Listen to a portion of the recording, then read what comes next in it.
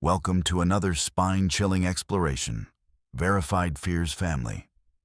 It's 2:30 a.m. in Cedar Ridge, Montana, and three teenagers have just vanished from their idling car at the mountain overlook, leaving behind open doors, running headlights, and no footprints in the fresh snow. Tonight, we're diving into 11 documented mysteries that have torn apart small communities across America, where entire congregations wake up with missing memories, children speak ancient languages they've never learned, and families disappear without explanation. These aren't folklore or urban legends, Verified Fears Family, but real events that left investigators baffled and residents questioning everything they thought they knew about their quiet towns. From the phantom radio broadcasts in Wyoming to the underwater house that shouldn't exist in Michigan, each mystery will make you wonder what secrets might be lurking in your own neighborhood. So turn off the lights and prepare for 11 cases that prove sometimes the most terrifying mysteries happen in the places we least expect them. My name is Jonas, and I've been part of the Cedar Ridge Search and Rescue Team for over 15 years. In all those years responding to missing hikers, stranded climbers, and lost hunters in these Montana mountains, nothing prepared me for what happened on October 14th, 2019. That night changed everything I thought I knew about the wilderness I'd spent my entire life exploring. And it's a case that still keeps me awake some nights, staring at the ceiling and wondering what really happened up on that overlook. The call came in around 4:30 a.m. on a Tuesday morning. Mrs. Walsh, whose 17-year-old son, Augustine, hadn't come home the night before, had driven up to the scenic overlook where teenagers often went to hang out. What she found there made her immediately call 911. Augustine's Honda Civic was sitting at the edge of the parking area with the engine still running, driver's door wide open, and the headlights cutting through the pre-dawn darkness like two desperate beacons. When my team arrived at the scene 20 minutes later, the first thing that struck me was how eerily preserved everything looked. The car had been idling for what we later determined was at least 6 hours. Based on fuel consumption and witness statements from the last people who'd seen the three teenagers alive. The radio was still playing softly, some local country station that Augustine apparently liked, and his wallet sat on the passenger seat with $43 cash and his driver's license still inside. Dominic's baseball cap was on the dashboard, the one he wore to every single game at Cedar Ridge High, and in the back seat we found Roberto's distinctive leather jacket, the expensive one his parents had bought him for his 16th birthday. Three teenagers from three different families, all missing without a single clue about where they'd gone or why they'd abandoned a perfectly functioning vehicle in the middle of nowhere. The overlook itself sits about 8 miles outside of town, connected by a winding mountain road that most locals know like the back of their hand. It's a popular spot during the day for tourists wanting to photograph the valley below. But at night, it becomes a gathering place for teenagers looking for somewhere private to hang out away from parental supervision. The area is surrounded by dense pine forest on 3 sides, with only the scenic drop-off providing any kind of view. When we examined the immediate area around the car, we found something that still gives me chills to think about. Fresh snow had begun falling around midnight that night, according to weather reports, which meant there should have been footprints leading away from the vehicle if the teenagers had walked anywhere. But there were no footprints at all, not even around the car doors or in the immediate vicinity where someone might have stood talking or smoking. The investigation that followed consumed the next 3 months of my life.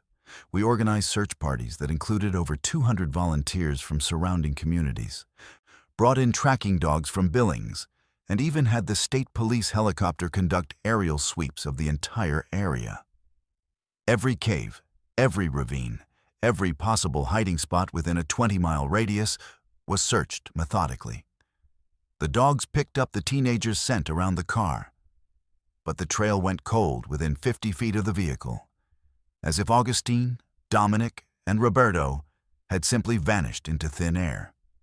FBI specialists examined the car and found no signs of struggle, no blood evidence, no indication that anything violent had occurred. The teenagers' cell phones were all accounted for, left behind in the vehicle. But the last text messages sent were typical teenage conversations about meeting up and hanging out. Nothing that suggested they were planning to disappear or that they felt threatened in any way.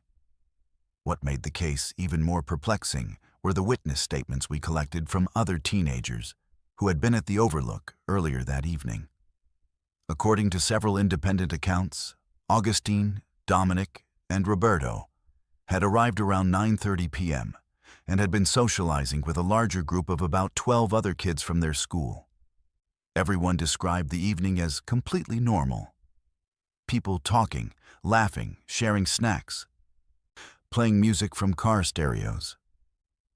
Around 11:15 p.m., most of the group decided to head home because of the dropping temperature and the light snow that had begun falling. The three missing teenagers had specifically told their friends that they were planning to stay a little longer, maybe another half hour, before driving back to town. Multiple witnesses confirmed that Augustine, Dominic, and Roberto were in good spirits, not acting strangely, and hadn't mentioned any plans other than eventually going home. The families were devastated, as you might imagine. Augustine's mother started a social media campaign that spread across Montana and into neighboring states, sharing photographs and details about the disappearance. Dominic's father, a local mechanic, spent weeks driving mountain roads at all hours, convinced he might spot some clue that the official search had missed. Roberto's parents hired a private investigator from Denver who specialized in missing persons cases. But even with his resources and experience, no new leads emerged. The community rallied around the families in ways that reminded me why I love living in a small town. But underneath all the support and solidarity was a growing sense of unease that something truly inexplicable had happened. As months passed without any breakthrough, theories began circulating throughout Cedar Ridge and the surrounding area. Some people suggested the teenagers had run away together, perhaps planning to start new lives somewhere far from Montana. But this theory never held water because none of them had taken any personal belongings, money beyond what was in Augustine's wallet, or even winter clothes appropriate for surviving outdoors. Others wondered if they might have been victims of a crime, perhaps kidnapped by someone passing through the area. But again, the complete lack of evidence or witnesses made this seem unlikely. The most disturbing theory, whispered in coffee shops and discussed in hushed tones at town meetings, was that something supernatural had occurred at the Overlook, that the teenagers had encountered something beyond our understanding. This supernatural theory gained unexpected credibility when we discovered that the Cedar Ridge Overlook had a history of unusual incidents dating back several decades. Local newspaper archives revealed that in 1987, a couple had reported seeing strange lights moving through the forest near the Overlook, lights that appeared to be following some kind of intelligent pattern. In 1994, a family camping in the area had called authorities to report hearing voices calling for help from the woods. But search teams found no one and no evidence of people in distress. Most significantly, in 2003, another teenager had gone missing from the same general area, though that case had eventually been solved when the young man was found 3 days later suffering from hypothermia and memory loss. Claiming he had no recollection of where he had been or what had happened to him. The case officially remains open, though active investigation ceased after the first year, when every possible lead had been exhausted. Augustine Walsh, Dominic Morrison, and Roberto Chen are still listed as missing persons in state and federal databases, and their photographs still hang in the Cedar Ridge Sheriff's Office alongside other cold cases.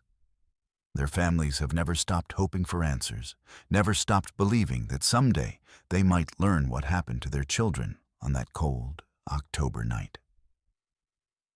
The overlook itself has been permanently closed to public access, with barriers installed to prevent vehicles from reaching the parking area where the Honda Civic was found. I still drive past that road sometimes when I'm heading to other search and rescue calls in the mountains. And I always slow down when I see the turnoff. Part of me wonders if we missed something crucial in those early days of the investigation, some piece of evidence that might have explained everything. But another part of me, the part that has spent decades in these mountains and has learned to respect their mysteries, suspects that what happened to Augustine, Dominic, and Roberto might be beyond the reach of conventional investigation. Sometimes the wilderness keeps its secrets, and sometimes people vanish into stories that will be told around Cedar Ridge for generations to come. I'm Jamari Thompson, and for 6 years, I worked as a night security guard at various industrial sites around New Hampshire. Most people think security work is boring. Sitting in a booth, checking cameras, walking perimeters, and 99% of the time they're right. But that 1%, when something genuinely strange happens, it stays with you forever. What I experienced at the old Millbrook textile mill between 1987 and 1993 changed how I think about the boundary between the living and the dead. And even now, 30 years later, I can still hear those voices echoing in my memory. The Millbrook Mill had been closed since 1976, when the textile industry finally abandoned New Hampshire for cheaper labor markets overseas. The building was a massive brick structure from the 1920s, 5 stories tall with hundreds of windows, most of them boarded up or broken. The company that owned the property hired security services to prevent vandalism and copper theft, which was becoming a serious problem with abandoned industrial buildings throughout New England. My shift ran from midnight to 8 in the morning, 7 days a week. And for the first 3 months, everything was exactly as routine as you'd expect. I'd walk the perimeter, check the doors, monitor the basic alarm system, and spend most of my time reading paperback novels or listening to overnight radio shows. The mill's security setup was pretty primitive by today's standards, but sophisticated for the late 1980s. There were motion sensors on all the ground floor entrances, pressure plates under certain floorboards near valuable equipment that hadn't been removed. And most importantly, an audio recording system that activated whenever any of the sensors detected movement inside the building. The idea was that if someone broke in, we'd have a recording of their activities that could be used as evidence for prosecution.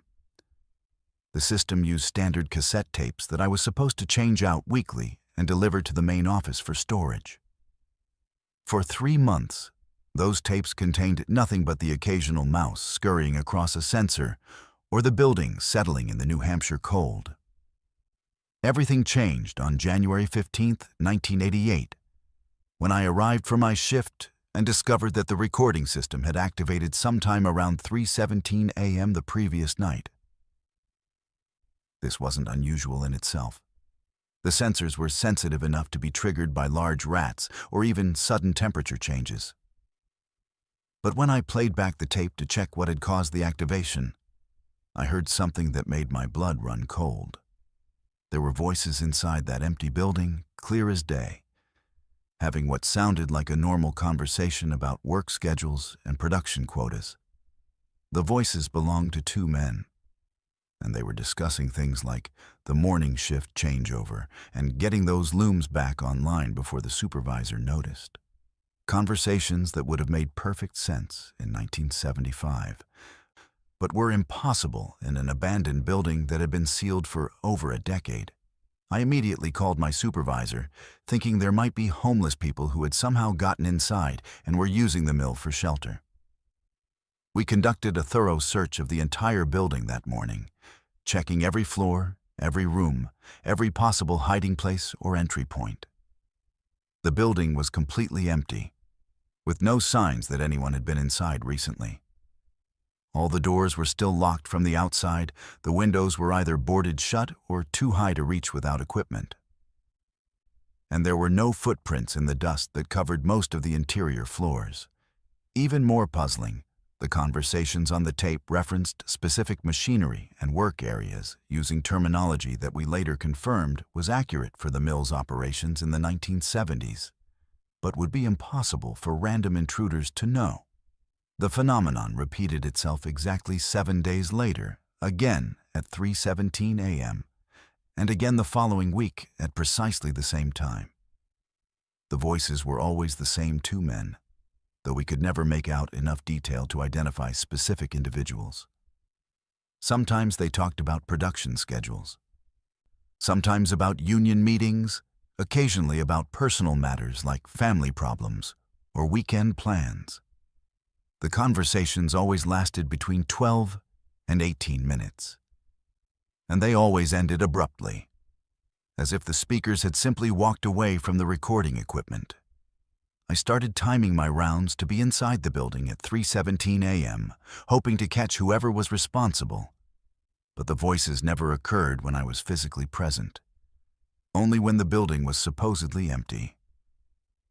After 2 months of weekly recordings, I began researching the mill's history at the Millbrook Public Library, trying to understand what I was hearing.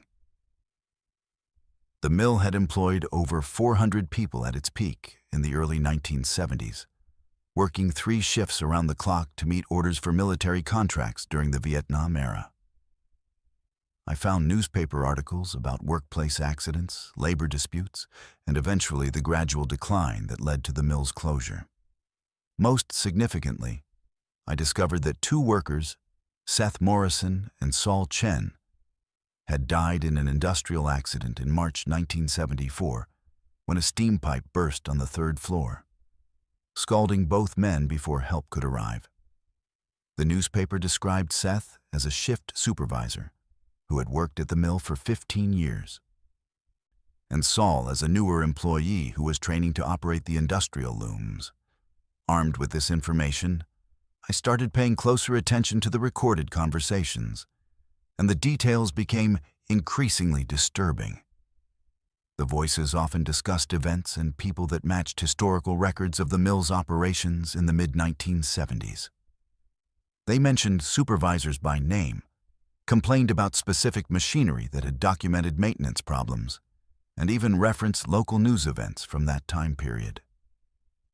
Most chilling of all, the conversations occasionally included discussions about safety concerns with the steam heating system, with one voice repeatedly warning the other about pressure readings that seemed dangerously high.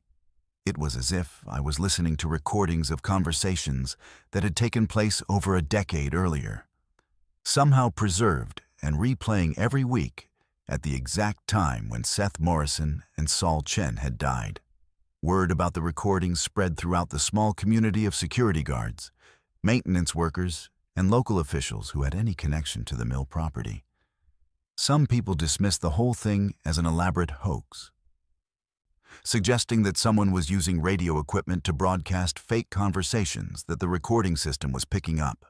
Others theorized that the building's acoustics or electrical systems were somehow replaying old conversations, though no one could explain how such a thing might be technically possible. A few individuals, particularly older residents who had worked at the mill or known people who had, became convinced that we were dealing with something supernatural. The voices of dead workers somehow trapped in the building where they had spent so much of their lives. The local newspaper ran a story about the phenomenon in October 1990, which brought unwanted attention from paranormal investigators, curiosity seekers, and researchers from universities throughout New England.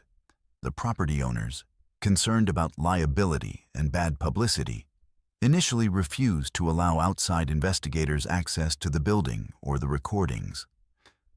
However, after pressure from local officials and growing media coverage, they eventually permitted a team from the University of New Hampshire's psychology department to study the tapes and conduct their own investigation. The researchers spent 3 months analyzing the recordings using audio equipment far more sophisticated than our simple security system. And their final report confirmed that the voices were genuine human speech, not radio interference or mechanical sounds that might be misinterpreted. The university team also discovered something that I had missed during my nightly vigils. Using sensitive recording equipment, they detected faint background sounds during the 3:17 a.m. episodes that matched the acoustic signature of industrial machinery operating. Looms running, steam pipes hissing, conveyor belts moving. These sounds were far too quiet for the human ear to detect during real-time listening. But they showed up clearly when the recordings were analyzed with computer enhancement.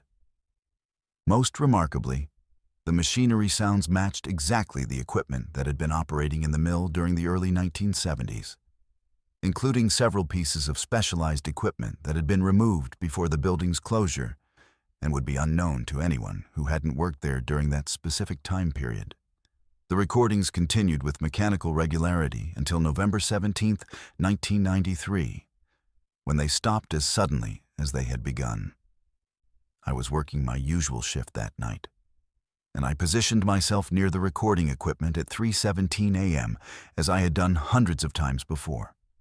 The system activated right on schedule, but instead of the familiar voices of Seth and Saul discussing work matters, there was only silence.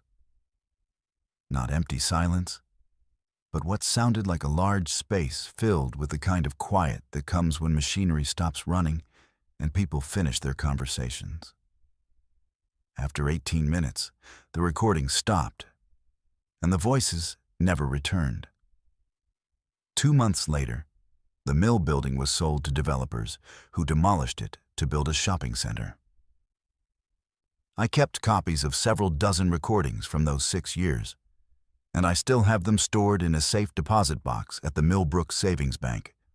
Occasionally, when people ask me about my experiences as a security guard, I'll mention the mill recordings.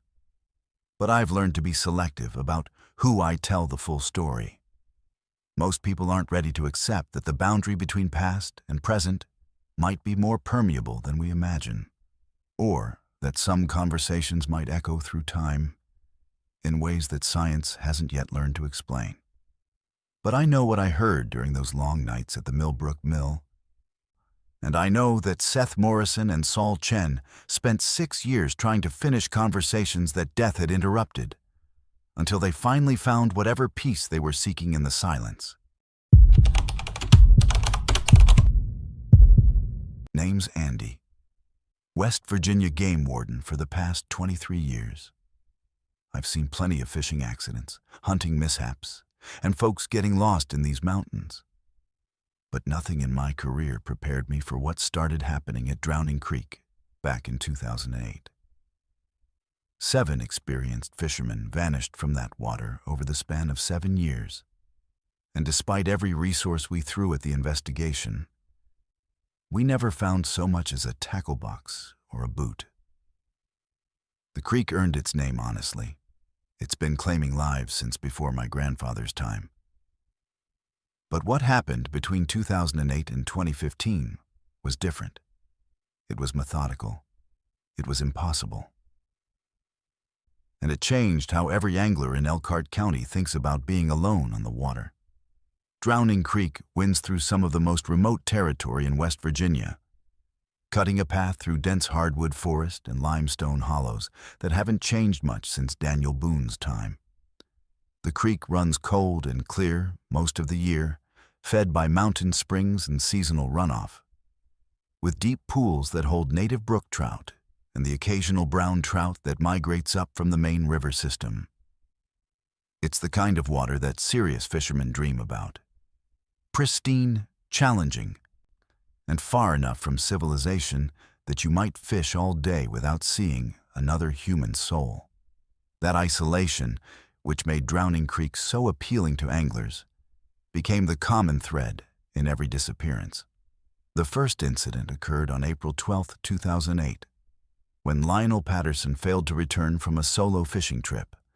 Lionel was 62 years old, retired from the coal mines, and had been fishing Drowning Creek for over 40 years. His wife called our office when he didn't come home for dinner. which was unusual because Lionel was religiously punctual about meal times. We found his truck parked at the usual access point, a gravel pull-off about 3 miles up Drowning Creek Road from the main highway. His fishing gear was missing, which initially suggested he had made it to the water. But when we followed the well-worn path down to the creek, we found his tackle box sitting open on a flat rock beside one of his favorite pools. His rod and reel were nowhere to be found, and there were no signs of struggle or accident. The water at that spot was only waist-deep, crystal clear, and moving at a gentle pace. Not dangerous conditions for an experienced fisherman. The search for Lionel involved 40 volunteers, 2 tracking dogs, and a helicopter from the state police. We covered every mile of Drowning Creek, from its headwaters down to where it joins the main river, checking every deep hole, every undercut bank, every place where a body might hang up on debris or rocks. The dogs followed his scent from the truck down to the tackle box. But the trail went cold at the water's edge, as if Lionel had simply walked into the creek and disappeared. After 5 days of intensive searching, we had to call off the operation. Lionel's disappearance was classified as a probable drowning, though privately I had my doubts. The water wasn't deep enough or fast enough to sweep away an experienced angler, and Lionel knew every inch of that creek better than most people know their own backyards. 13 months later, on May 23, 2009, we got another call about a missing fisherman at Drowning Creek. This time, it was Garrett Williams, a 34-year-old teacher from Beckley who had been coming to the creek every spring for the past 15 years. His girlfriend reported him missing when he failed to meet her for dinner in town, and she led us to his campsite about half a mile upstream from where we'd found Lionel's tackle box. Garrett's tent was set up properly, his camping gear was organized and undisturbed, but his fishing equipment was gone. We found his fly rod floating in a deep pool 200 yards downstream from the campsite, the line still rigged with a hand-tied dry fly that local fishermen recognized as one of Garrett's specialties. His waders were discovered the next morning, hung carefully on a tree branch beside the creek, as if he had removed them intentionally before going into the water. But Garrett himself was nowhere to be found. The pattern became clear after the third disappearance in August 2010. Every missing fisherman was experienced. Every disappearance occurred during dawn hours when the fishing was best, and every man had been alone when he vanished. The searches always found some piece of fishing equipment, a rod, a tackle box, waders, but never the fisherman himself, and never any evidence of struggle or accident. The locations were spread across different sections of Drowning Creek, ruling out a single hazardous spot or hidden danger that might explain the disappearances. Most troubling of all, the missing men represented a cross-section of the local fishing community. Young and old, locals and visitors, fly fishermen and bait fishermen, experts who knew the creek intimately and newcomers who were fishing it for the first time. After the fourth disappearance in 2012, I started keeping detailed records of every aspect of each incident, looking for patterns that might explain what was happening. I mapped the exact locations where equipment was found, documented weather conditions, water levels, and seasonal variations, interviewed family members and friends about the missing men's fishing habits and mental states. What emerged from this analysis was deeply unsettling. Every disappearance occurred between 5:30 and 6:45 a.m., always on clear mornings with light wind, always when the water temperature was between 58 and 62 degrees. The missing men had all been fishing alone, which wasn't unusual for serious anglers, but they had all specifically told someone they planned to fish until mid-morning before heading home. None of them had given any indication of personal problems, depression, or reasons they might want to disappear voluntarily. The local community reacted to the disappearances with a mixture of fear, speculation, and determination, to solve the mystery. Several fishing guides started refusing to take clients to Drowning Creek, while others organized group expeditions, reasoning that safety lay in numbers. Theories ranged from the practical to the bizarre.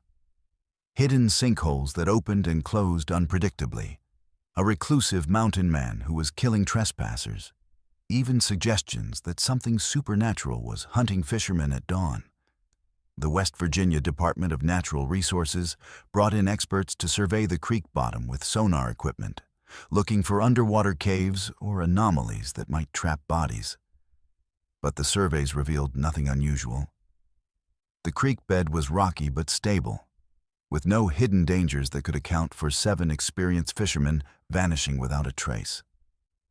In 2014, after the 6th disappearance, local authorities made the unprecedented decision to drain a 2-mile section of Drowning Creek, using portable pumps and temporary dams. The operation took 3 weeks and cost over $60,000, but it was the only way to definitively search the areas where the men had vanished. What we found when the water was gone shocked everyone involved in the investigation. The creek bed contained the usual debris: old tires, beer bottles, rusted car parts that had been dumped over the decades. But there were no human remains, no fishing equipment beyond what we had already recovered. No evidence that 7 men had died in that water. The limestone bedrock showed no caves or sinkholes large enough to hide a body, and there were no underwater structures that could trap someone below the surface. The 7th and final disappearance occurred on September 8, 2015, just 3 months after we had refilled the drained section of creek. This time, the missing fisherman was someone I knew personally. Robert Hayes, a retired game warden who had worked these mountains for 30 years before I took over his territory. Robert was one of the most competent outdoorsmen I had ever met. A man who could track a wounded deer through any terrain and who knew every dangerous spot in the county. His disappearance shattered any remaining theories about inexperienced fishermen making fatal mistakes or hidden hazards, claiming victims who didn't know the water well enough to avoid them. Following Robert's disappearance, the West Virginia Department of Natural Resources took the extraordinary step of permanently closing Drowning Creek to fishing. Warning signs were posted at every access point, and the creek was designated as off-limits to all recreational activities. The decision was controversial, with many local fishermen arguing that closing the creek would only add to the mystery and prevent any chance of solving the disappearances. But after 7 men had vanished in identical circumstances, authorities decided that public safety outweighed any other considerations. The creek remains closed today, 10 years later, and is now officially known as Lost Soul Creek on all state maps and documents. I still drive past the access point sometimes when I'm patrolling other areas, and I always slow down to look at the warning signs and the overgrown path that leads down to the water. Part of me wonders if we missed something crucial in all those searches, some clue that might have explained what happened to Lionel, Garrett, Robert, and the 4 other men whose names are engraved on a memorial stone in the Elkhart Town Square. But another part of me, the part that has spent decades in these mountains and learned to respect their mysteries, suspects that some questions aren't meant to be answered. Drowning Creek earned its name long before my time, and maybe it was always going to keep claiming fishermen until we finally accepted that some waters are too dangerous to fish. No matter how beautiful the trout or how peaceful the morning mist rising from the pools. Dr. Skyla here, and I've been practicing medicine in Cornwall, Nebraska for 41 years. In all that time treating everything from farm accidents to seasonal flu outbreaks, nothing prepared me for what happened during the harvest moon of September 1979. That night, 17 of my patients experienced identical nightmares, so vivid and disturbing that several of them required sedation.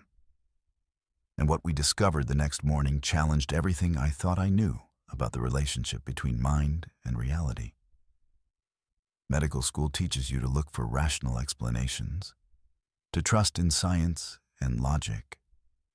But sometimes the evidence points toward conclusions that make you question the very nature of what we call possible.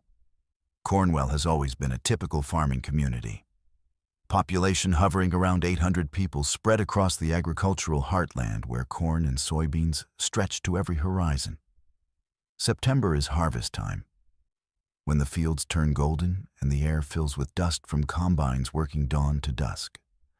The harvest moon of 1979 was particularly spectacular, rising like an enormous orange lantern over the endless rows of corn that surrounded our town on all sides. Local farmers had been talking about it for weeks, planning to work late into the night, taking advantage of the extra light to bring in crops before the weather turned. It should have been a celebration of another successful growing season. But instead, it became the most disturbing medical case of my career. The first call came at 3:47 a.m. on September 23rd from Martha Henderson, whose husband Johanna had been thrashing in bed for over an hour, talking in his sleep about walking through cornfields and seeing fire on the horizon.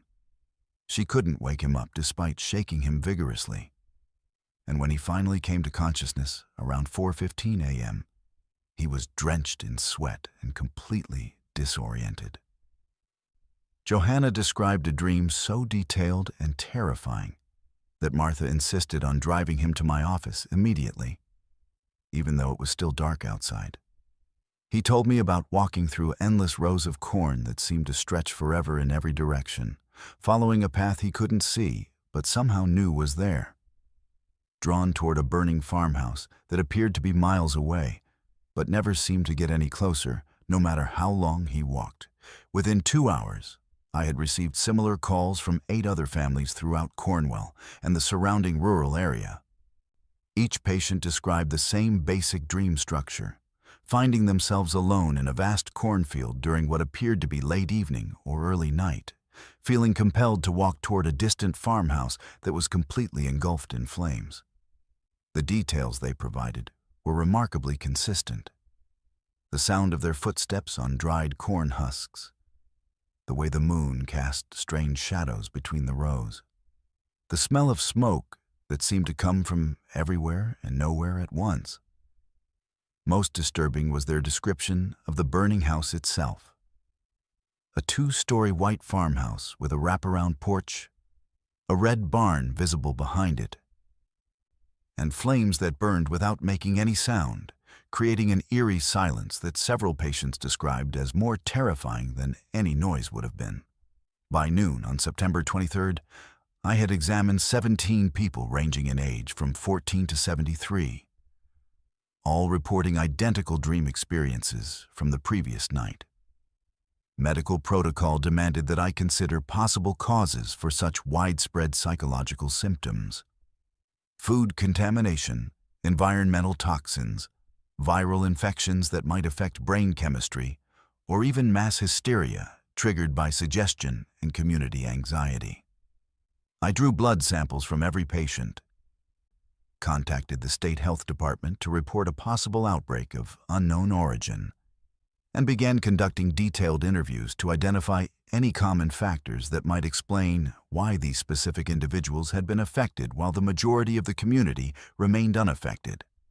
The blood tests came back completely normal. No trace of hallucinogenic substances, bacterial infections, or chemical poisoning that might cause vivid nightmares or altered consciousness. The patients showed no signs of physical illness, fever, or neurological symptoms beyond the shared dream experience and the lingering anxiety it had produced. What made the case even more puzzling was the randomness of who had been affected. The 17 people came from different families, different age groups, different social circles, with no apparent connections beyond living in the same general area. Some were lifelong residents of Cornwall. Others had moved to the community within the past few years. Some were farmers who worked in cornfields every day. Others were shopkeepers, teachers, or retirees who had minimal contact with agricultural activities.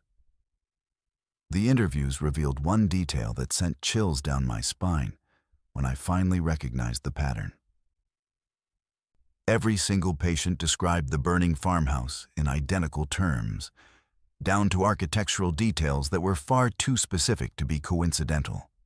They all mentioned a distinctive weather vane shaped like a rooster on the peak of the main roof, a stone foundation that was partially visible beneath the flames, and most specifically, a child's swing hanging from an oak tree in the front yard that continued swinging back and forth despite the absence of any wind.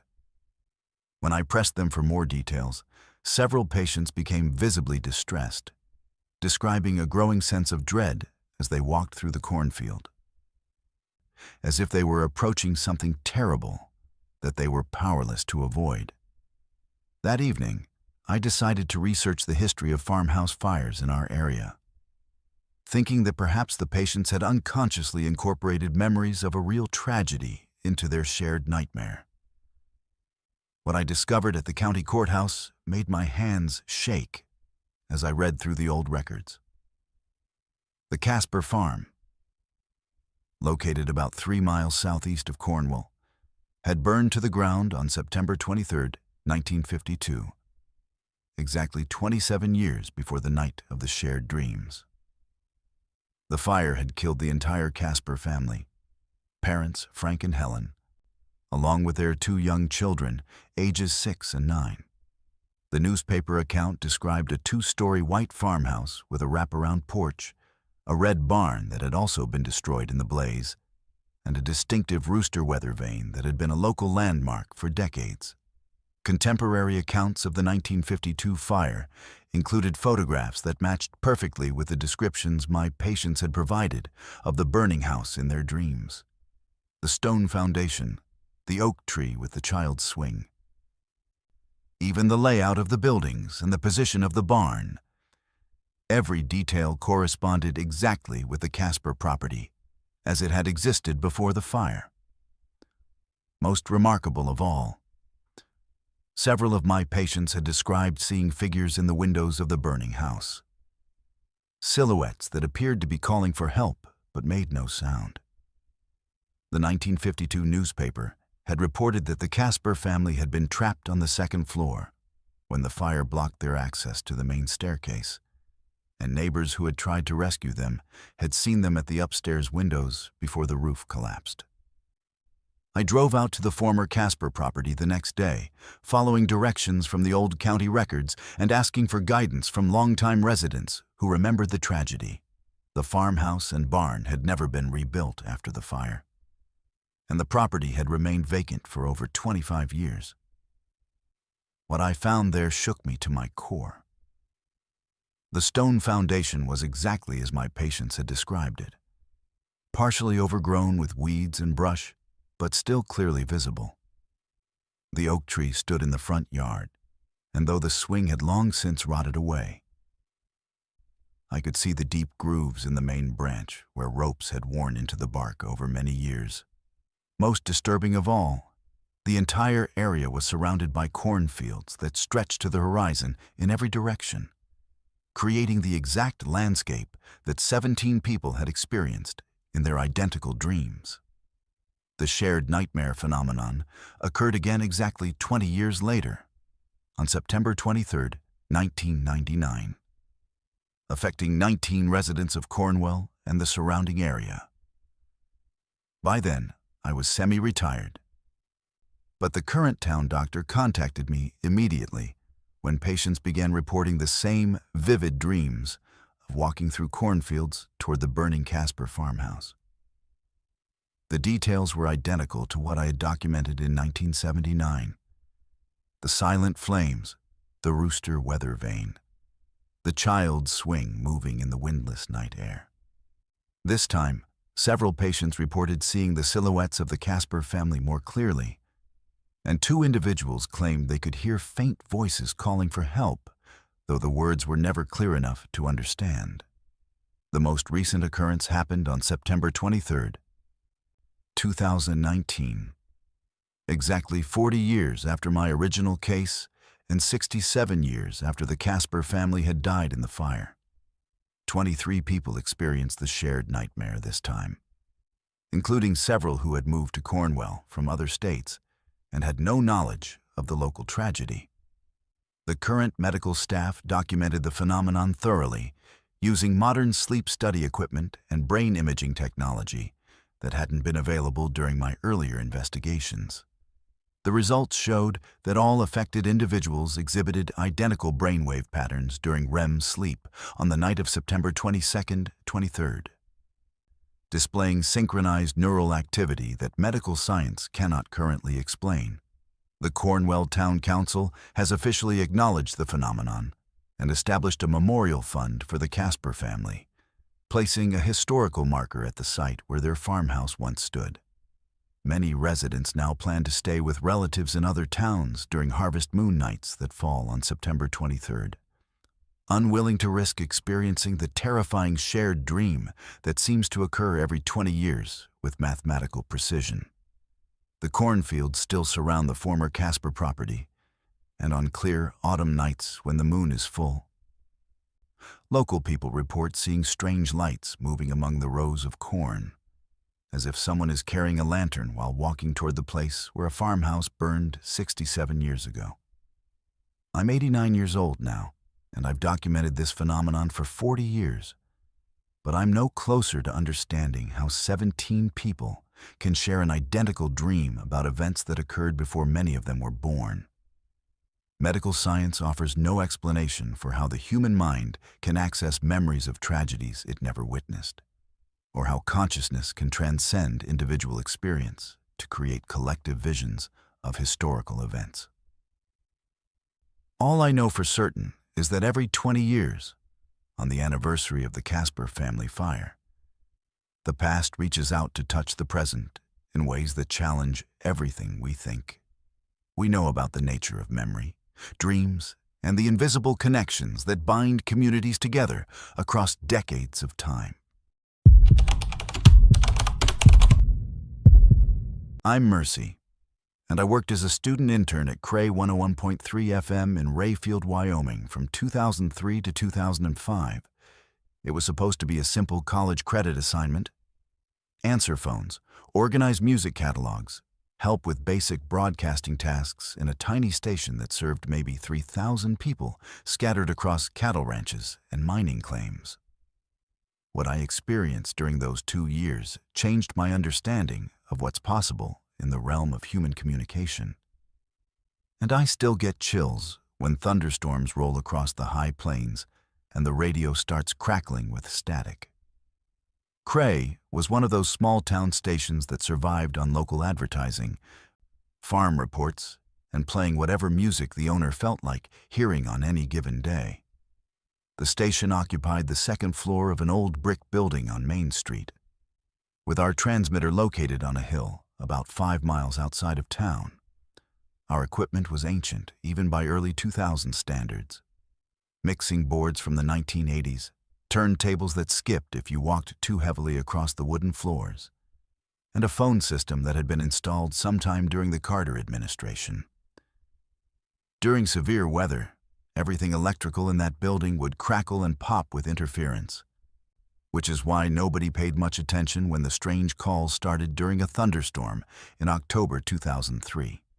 The first call came in around 2:30 a.m. during my overnight shift, when I was playing classic country music for the handful of insomniacs and long-haul truckers who might be listening.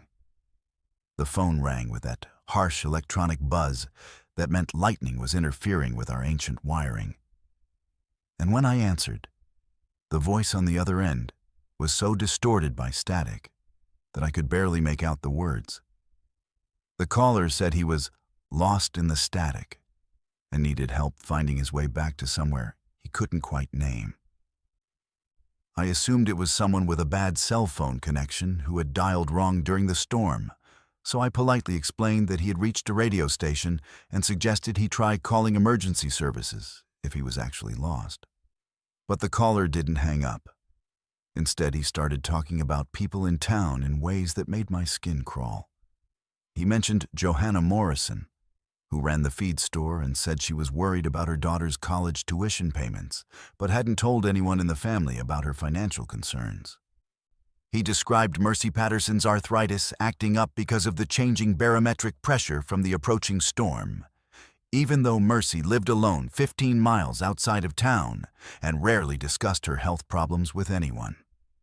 Most disturbing of all, he accurately described what I was wearing that night. A green pullover sweater and jeans with a small tear in the left knee. Despite the fact that our studio had no windows facing the street, and it was the middle of the night during a thunderstorm. The calls continued sporadically over the next several months, always during electrical storms, always with the same distorted voice claiming to be lost in the static. The caller demonstrated an impossible knowledge of private details about Rayfield residents.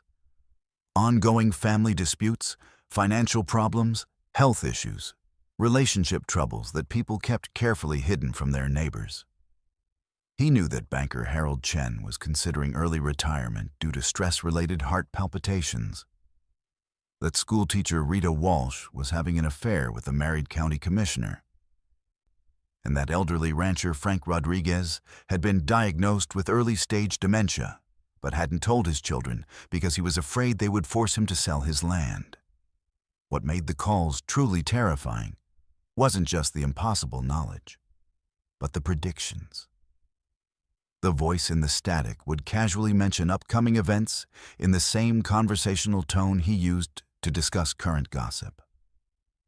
He told me 3 weeks in advance that the Hendricks barn would catch fire during a January snowstorm, providing specific details about how the electrical wiring in the hayloft would short out and ignite stored feed.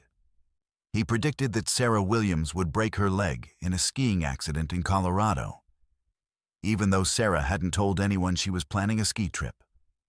Most remarkably, he accurately forecasted a flash flood that would wash out the bridge on County Road 47 in April, naming the exact date and time the waters would crest. Every prediction came true, with uncanny accuracy. The Hendricks barn burned exactly as described. Sarah Williams returned from Colorado with a cast on her left leg, and the bridge washout occurred within minutes of the predicted time. Local authorities began asking questions when they realized that someone seemed to have advanced knowledge of accidents and disasters. But I couldn't provide them with any useful information about the caller's identity. The voice was always too distorted by static to recognize. The calls never lasted long enough to trace, and our primitive phone system didn't have caller ID capability. Station owner Bob Martinez initially dismissed the whole thing as coincidence and small-town gossip. But his attitude changed when the voice in the static started making personal comments about his own life. During a call in June 2004, the caller mentioned that Bob's wife was considering leaving him because of his drinking, and that she had already consulted with a divorce lawyer in Cheyenne. Bob had been hiding his alcohol problem from everyone in town, and his wife hadn't spoken to anyone about her marital troubles. Yet somehow the distorted voice knew intimate details about their private conversations and her secret meetings with legal counsel. The most chilling call occurred in September 2004, when the voice made a prediction that initially seemed impossible, but later proved devastatingly accurate. During a particularly severe thunderstorm, the caller's voice came through clearer than usual, and he spoke with an urgency that was different from his typical casual tone. He told me that Bob Martinez would die in a car accident on Highway 230 in exactly 4 months, on January 15th, 2005. He described the accident with horrifying precision. Bob's truck would slide on black ice near mile marker 47, roll 3 times, and come to rest upside down in a drainage ditch. The caller even specified that Bob would be wearing his lucky red baseball cap and listening to a Merle Haggard song when the accident occurred. I was so disturbed by this prediction that I broke protocol and told Bob about it the next day. He laughed it off, claiming that anyone could predict he might have a car accident during Wyoming winter driving conditions. But as January 15th approached, Bob became increasingly nervous, even going so far as to avoid driving on Highway 230 for several days around that date. Unfortunately, a family emergency on January 14th required him to drive to Laramie to help his sister with their father's hospitalization, and he had no choice but to take Highway 230, the most direct route. Bob Martinez died in a car accident on Highway 230 at 11:43 p.m. on January 15, 2005. His truck slid on black ice near mile marker 47, rolled 3 times, and came to rest upside down in a drainage ditch. When emergency responders arrived, they found him wearing his lucky red baseball cap, and the radio was still playing a Merle Haggard song. Every detail matched exactly what the voice in the static had predicted 4 months earlier. The Wyoming State Patrol investigated the accident thoroughly, but their conclusion was straightforward. Winter driving conditions, excessive speed for the road conditions, and tragic bad luck. After Bob's death at Elvos, his widow sold the radio station to a corporate chain that immediately modernized all the equipment, installed digital phone systems, and moved the broadcast operation to a new building with better electrical grounding. The calls stopped as suddenly as they had begun. I finished my internship working for the new management, but the experience was completely different. No more strange voices, no more impossible predictions, just routine radio work in a sterile environment that felt nothing like the old Cray studios, where the static had once carried messages from someone or something that seemed to exist between the frequencies.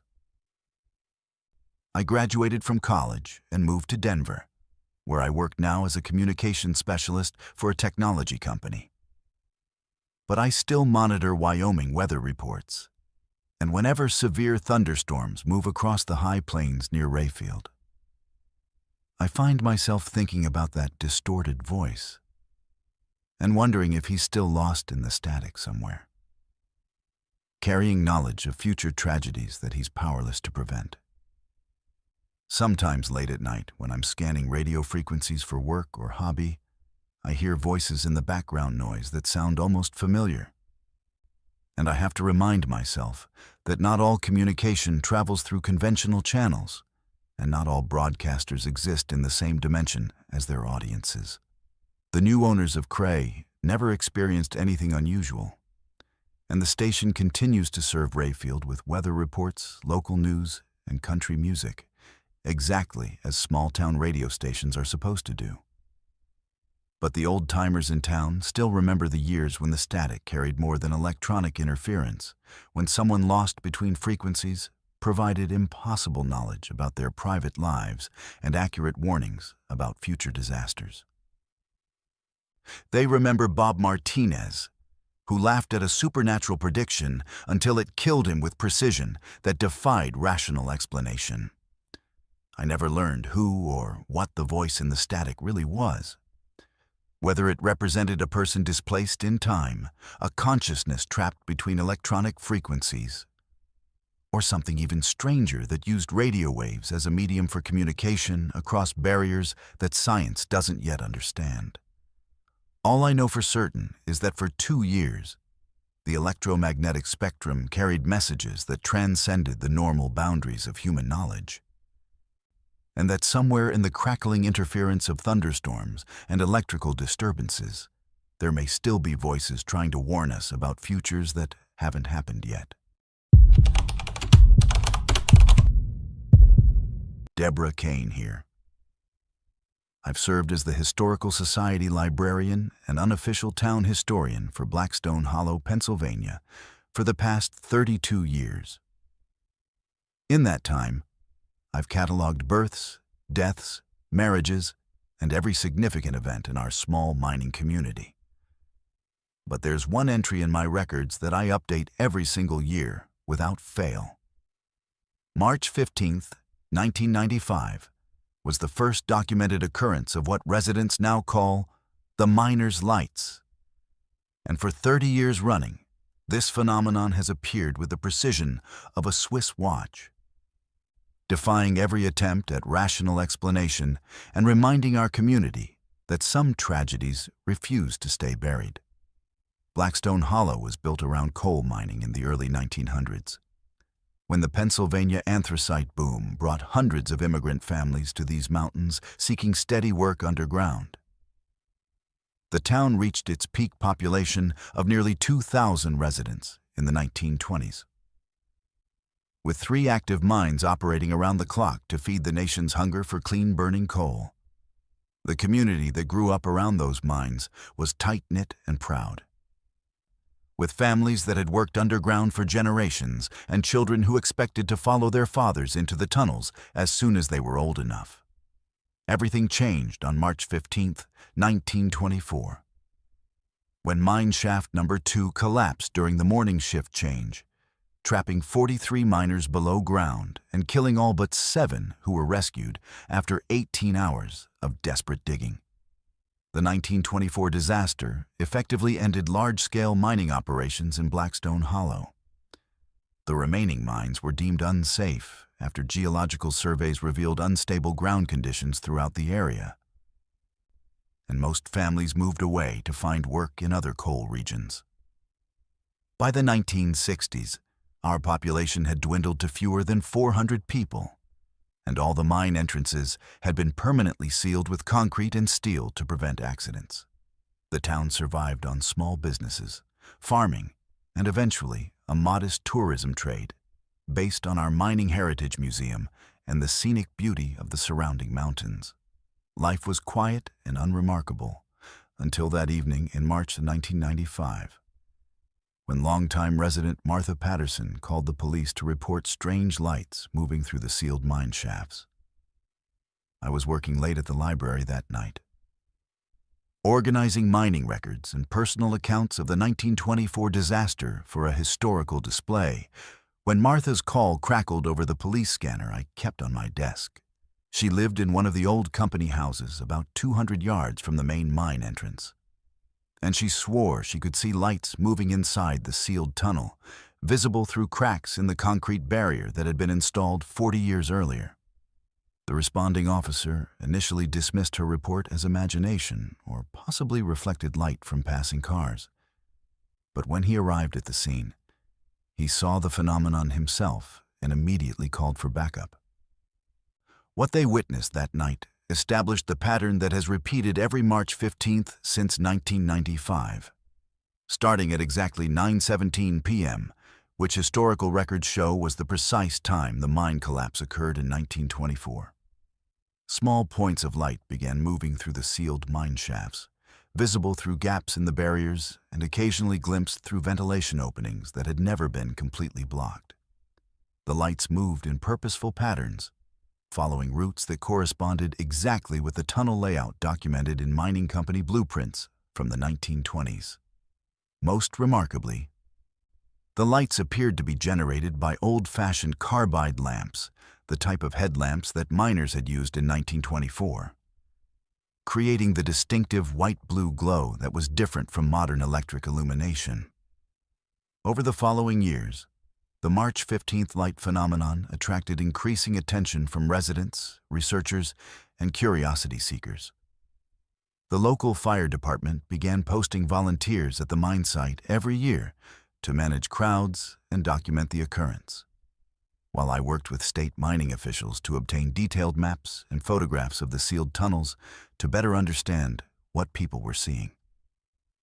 Motion-activated cameras were installed at various locations around the mine entrances, and these devices consistently captured images of moving lights during the annual phenomenon. Though the photographs showed nothing more than glowing spots that could have been caused by any number of light sources. The breakthrough in understanding the phenomenon came in 2003, when a team of mining engineers from Penn State University gained permission to use ground-penetrating radar and thermal imaging equipment to study the sealed mine system during the March 15th event.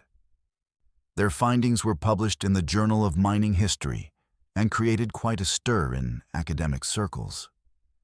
The radar clearly showed the lights moving through areas where the mine tunnels should have been completely collapsed and filled with debris.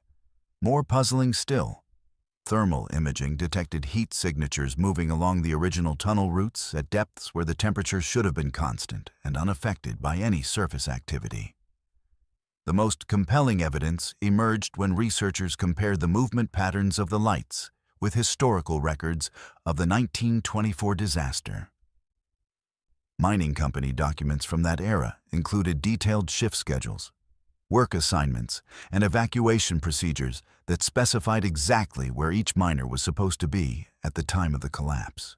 When plotted on tunnel maps, the routes followed by the mysterious lights corresponded precisely with the paths that trapped miners would have taken while attempting to escape from various work areas toward the main shaft elevator. It was as if the lights were retracing the desperate movements of men who had died in those tunnels 71 years earlier. Local residents began reporting more personal connections to the phenomenon as word spread throughout the community. Several elderly residents claimed they could identify specific lights as belonging to deceased relatives who had died in the 1924 collapse. Sarah Mackenzie, whose grandfather Patrick had been killed in the disaster, insisted she recognized the distinctive pattern of his lamp movement. Apparently, Patrick had developed a habit of swinging his light back and forth 3 times before entering a new tunnel section, a safety ritual his granddaughter remembered from family stories. Similar claims came from other families with mining heritage, creating an emotional dimension to the phenomenon that went far beyond scientific curiosity. The annual occurrence became a community tradition, with many residents gathering at the mine site every March 15th to witness the lights and remember the miners who had died. Local churches began holding memorial services on the anniversary, and the Historical Society organized educational programs about mining history and workplace safety. The Pennsylvania State Historical Commission designated the site as an official historical landmark in 2010, acknowledging both the 1924 disaster and the ongoing light phenomenon as significant aspects of the state's mining heritage. In recent years, technological advances have allowed for more sophisticated documentation of the March 15th lights. Digital cameras with enhanced night vision capabilities capture clearer images, while GPS tracking systems can precisely map the movement patterns. Electromagnetic field detectors register unusual activity during the phenomenon, and sensitive audio equipment has recorded faint sounds that some listeners interpret as voices or the echo of mining equipment.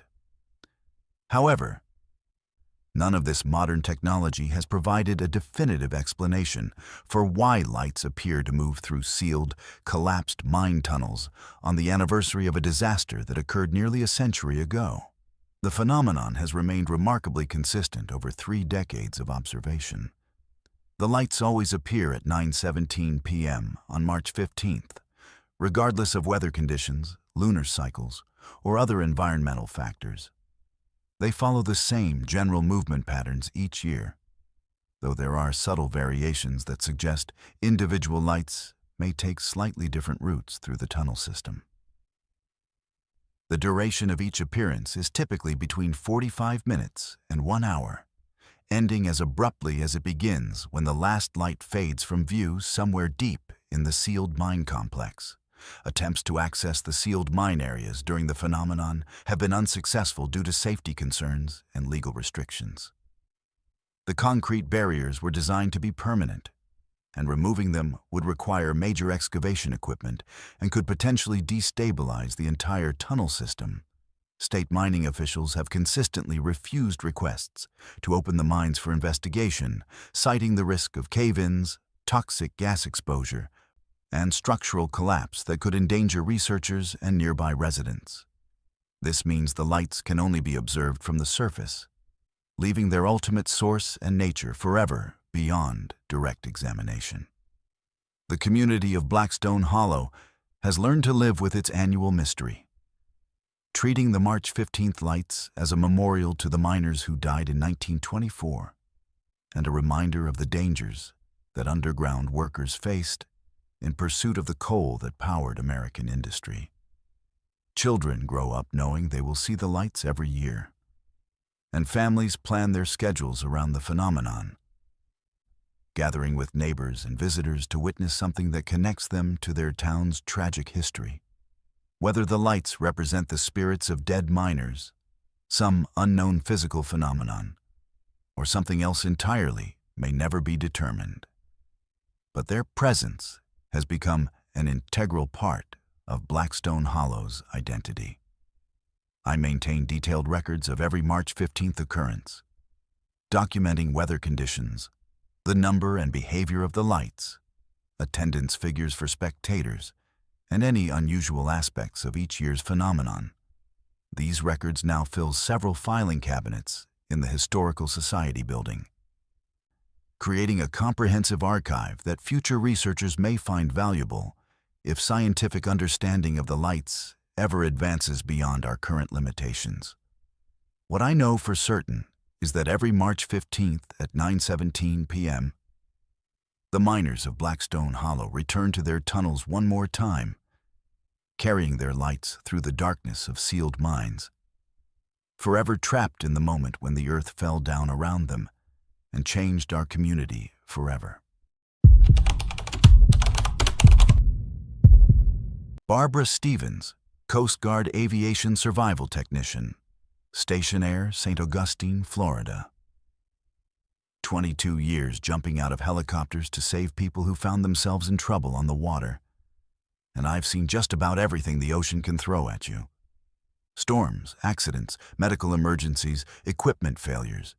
You name it, I've rappelled down to deal with it. But August 17th, 2017 was different. That was the day we found the Mary Catherine drifting empty 12 miles off Moonrise Bay, Maine, with her nets still deployed and fresh coffee still warm in the wheelhouse, but no sign of her three-man crew anywhere. I was stationed temporarily at Group Southwest Harbor that summer, part of a personnel exchange program to help with the busy lobster season coverage.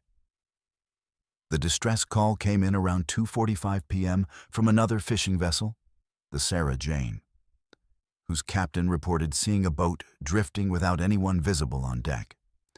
The Mary Catherine was a well-known commercial fishing boat in those waters, a 42-foot lobster boat that had been working the Gulf of Maine for over 15 years under Captain Zainab Al-Hassan. She ran a tight operation with her two crew members, Anais Dubois and Greta Kowalski, both experienced fishermen who had been working those waters for most of their adult lives. When our MH-65 Dolphin helicopter reached the Mary Catherine, the scene looked normal from the air. The boat was drifting slowly with the current, her engines shut down, but no obvious signs of distress or damage. Her lobster traps were still deployed, the line stretching down into about 180 feet of water, which was typical for that fishing area. What wasn't typical was the complete absence of any human activity on a boat that should have been actively hauling traps. The pilot held us in hover while I scanned the vessel with binoculars, looking for any sign of the crew or evidence of what might have happened. The water conditions were perfect that day. Light winds, minimal seas, visibility unlimited. These weren't dangerous conditions for experienced fishermen. And the Mary Catherine was a seaworthy vessel that had weathered far worse storms without incident. Captain Al-Hassan was known throughout the fishing community as one of the most safety-conscious operators on the water, someone who followed all protocols and never took unnecessary risks with her crew. The boat's emergency radio beacon hadn't been activated, which meant either the crew hadn't had time to send a distress signal, or whatever happened to them occurred so quickly they couldn't react. I was lowered to the deck of the Mary Catherine while our helicopter maintained position overhead. The first thing I noticed was how normal everything looked. The deck was clean and organized, fishing gear properly stowed, no signs of struggle or emergency. The engine compartment was secure, with no indication of mechanical problems or fire. In the wheelhouse, I found the coffee pot still plugged in with about half a pot of coffee that was still warm to the touch. The logbook showed normal entries up until 1:30 p.m. that afternoon, with routine notes about trap locations, weather conditions, and catch records. Personal belongings were scattered around the wheelhouse and cabin in ways that suggested normal activity rather than panic or emergency evacuation. Captain Al-Hassan's jacket hung on its usual hook. Anais had left her thermos on the chart table, and Greta's reading glasses were folded neatly next to the radio.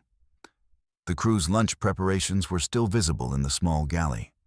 Sandwiches wrapped in plastic, a bag of chips opened but not finished, and 3 cans of soda in various stages of consumption. Everything pointed to a crew that had been going about their normal fishing routine when something caused them to disappear. The most puzzling evidence was in the stern where the lobster traps were managed. 2 traps sat on deck, recently hauled and emptied of their catch, with the lobsters properly stored in the boat's holding tank. The trap lines showed no signs of unusual stress or damage that might indicate a crew member had been pulled overboard while handling equipment. The boat's safety equipment was all accounted for.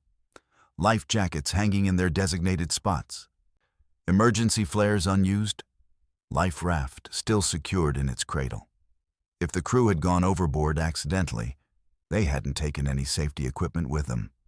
While I was examining the vessel, our helicopter crew conducted an expanding square search pattern around the Mary Catherine, looking for any sign of the missing fishermen in the water. 2 additional Coast Guard vessels joined the search, along with several commercial fishing boats whose captains had known Captain Al-Hassan and her crew personally. The search covered over 200 square miles of ocean. Using every available resource, including thermal imaging cameras that could detect body heat even from significant distances. The official investigation lasted 3 weeks and involved Coast Guard marine casualty investigators, marine surveyors, and forensic specialists who examined every inch of the Mary Catherine looking for clues about what had happened to her crew. The boat's GPS system showed normal movement patterns consistent with fishing operations, with no unusual course changes or high-speed maneuvering that might indicate an emergency situation. The depth sounder and fish finder had recorded normal bottom readings with no indication of underwater obstacles or hazards that might have caused problems. Weather records for August 17th confirmed that conditions had been ideal for fishing operations throughout the day, with light winds from the southwest, seas less than 2 feet, and excellent visibility. Radio traffic from other fishing vessels in the area revealed nothing unusual, and several captains reported seeing the Mary Catherine operating normally earlier that morning. The last confirmed radio communication from Captain Al-Hassan had been at 11:20 a.m. A routine check-in with Harbor Patrol to report her position and estimated return time. The disappearance of 3 experienced fishermen from a seaworthy vessel in perfect weather conditions created intense speculation throughout the Maine fishing community. Some theories focused on the possibility of piracy or drug-related violence, though the valuable fishing equipment and boat itself had been left untouched. Others suggested a medical emergency that might have caused all 3 crew members to fall overboard simultaneously, though this seemed unlikely given their experience and safety training. Marine accident investigators considered the possibility of a rogue wave or sudden weather event that might have swept the crew overboard. But oceanographic data showed no unusual wave activity in the area that day. The theory of equipment failure was also examined, with particular attention to the possibility that the crew might have been pulled overboard while handling lobster trap lines. But the evidence on deck showed no signs of entanglement or equipment malfunction. The most disturbing aspect of the case was its similarity to other unexplained disappearances that had occurred in the Gulf of Maine over the previous decade. Coast Guard records documented at least 4 other incidents where fishing vessels had been found empty and undamaged, with no trace of their crews and no logical explanation for what had happened. The pattern was troubling enough that some fishing families began avoiding certain areas of the Gulf, particularly deeper waters where several of the disappearances had occurred. 6 months after the Mary Catherine incident, I was transferred back to my home station in Florida, but I stayed in contact with the investigators who continued working the case. The boat was eventually sold to a fisherman from Nova Scotia, who reported no unusual problems during subsequent fishing operations. Captain Al-Hassan, Anais Dubois, and Greta Kowalski were declared legally dead after the standard 7-year waiting period, though their bodies were never recovered despite extensive and repeated searches. The case remains one of the most baffling maritime mysteries I encountered during my Coast Guard career. 3 experienced fishermen don't simply vanish from a properly equipped boat in perfect weather without leaving some trace of what happened to them. The complete absence of distress signals, emergency equipment usage, or physical evidence creates a puzzle that defies rational explanation. Theories about what might have happened range from the plausible to the paranormal, but none adequately account for all the evidence or the lack thereof. Local fishing communities along the Maine coast still talk about the Mary Catherine and her missing crew, especially when boats are preparing to work in the deeper waters where the disappearance occurred. Some captains refuse to fish alone in that area, insisting on traveling in pairs or groups for safety and peace of mind. Others have reported unusual experiences while fishing in the vicinity. Strange sounds from the water, equipment malfunctions that resolve themselves, or feelings of being watched while working their traps. I retired from the Coast Guard in 2019, but I still think about Captain Al-Hassan and her crew whenever I hear about missing fishermen or unexplained maritime disappearances. The ocean keeps its secrets better than any other environment on Earth. And sometimes people vanish into those depths, leaving behind only questions and the persistent hope that someday, somehow, we might finally understand what happened to them on that calm August afternoon when 3 experienced fishermen sailed into a mystery that the sea has never given back. Annika Patterson, emergency medical technician for Grundy County, Tennessee, 41 years on the job. I've responded to everything from barn fires to tractor accidents to heart attacks in church parking lots. But October 14, 1983, stands out as the most medically inexplicable case I've ever encountered. 23 members of the Hollow Oak Baptist Church congregation were found unconscious in their pews following what should have been a routine Sunday evening service. All breathing normally, but completely unresponsive to any external stimuli.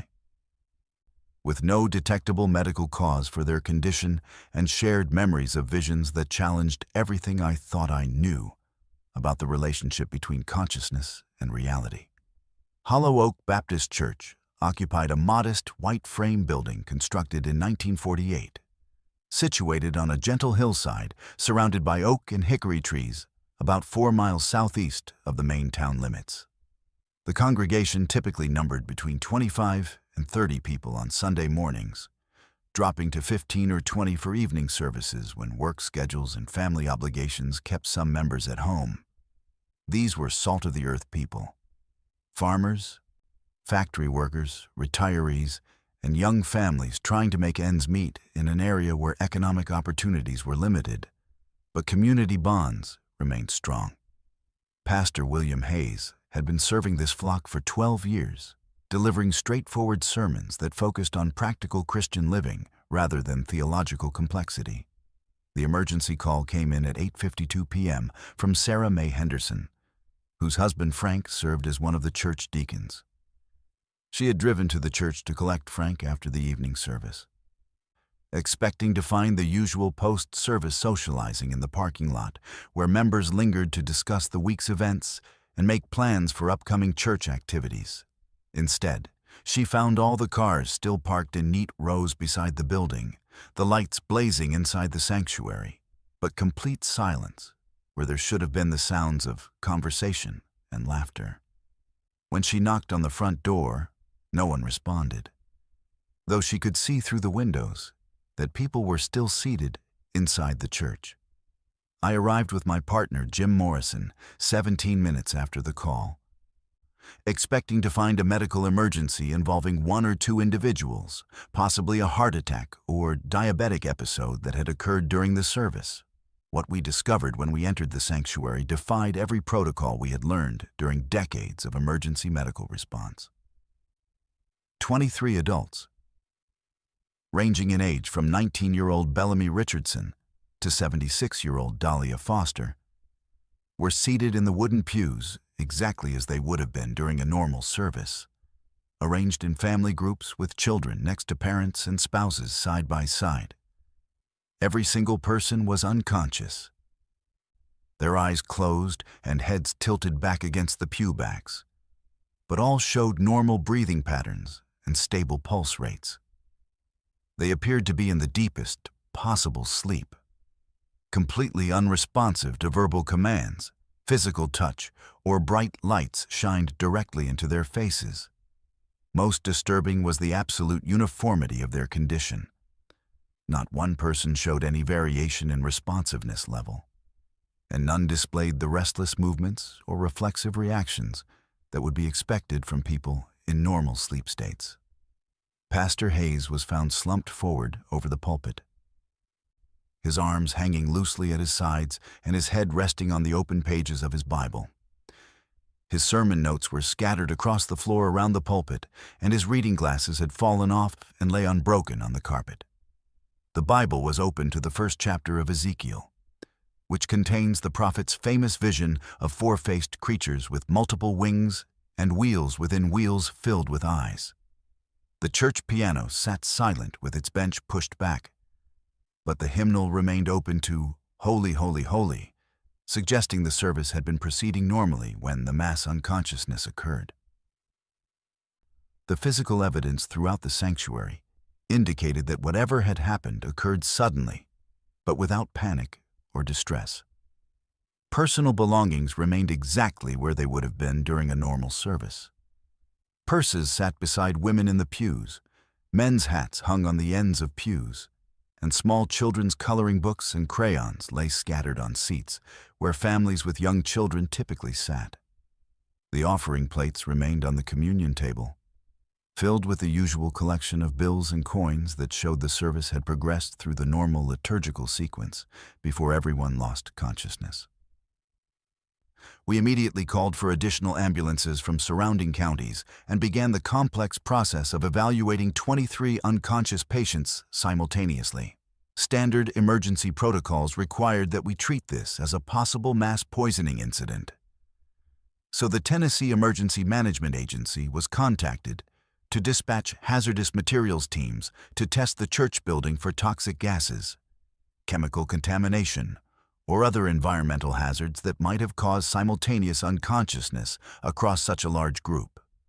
The ambulance convoy that eventually assembled included vehicles from 5 different counties, along with paramedics, emergency physicians, and critical care nurses who had been called in from hospitals as far away as Nashville and Knoxville. Each patient required individual monitoring and care during transport, and the logistics of moving 23 unconscious people simultaneously stretched our regional emergency medical system to its absolute limits. The Tennessee Bureau of Investigation opened a criminal inquiry within hours, initially operating under the assumption that someone had deliberately poisoned the congregation through contaminated food or water. All patients were admitted to intensive care units at 3 different hospitals, where they underwent the most comprehensive medical evaluation available in 1983. Blood tests, urinalysis, cerebrospinal fluid analysis, electroencephalograms, computerized tomography scans, and every other diagnostic procedure available revealed absolutely no abnormalities. Their vital signs remained stable throughout their unconsciousness.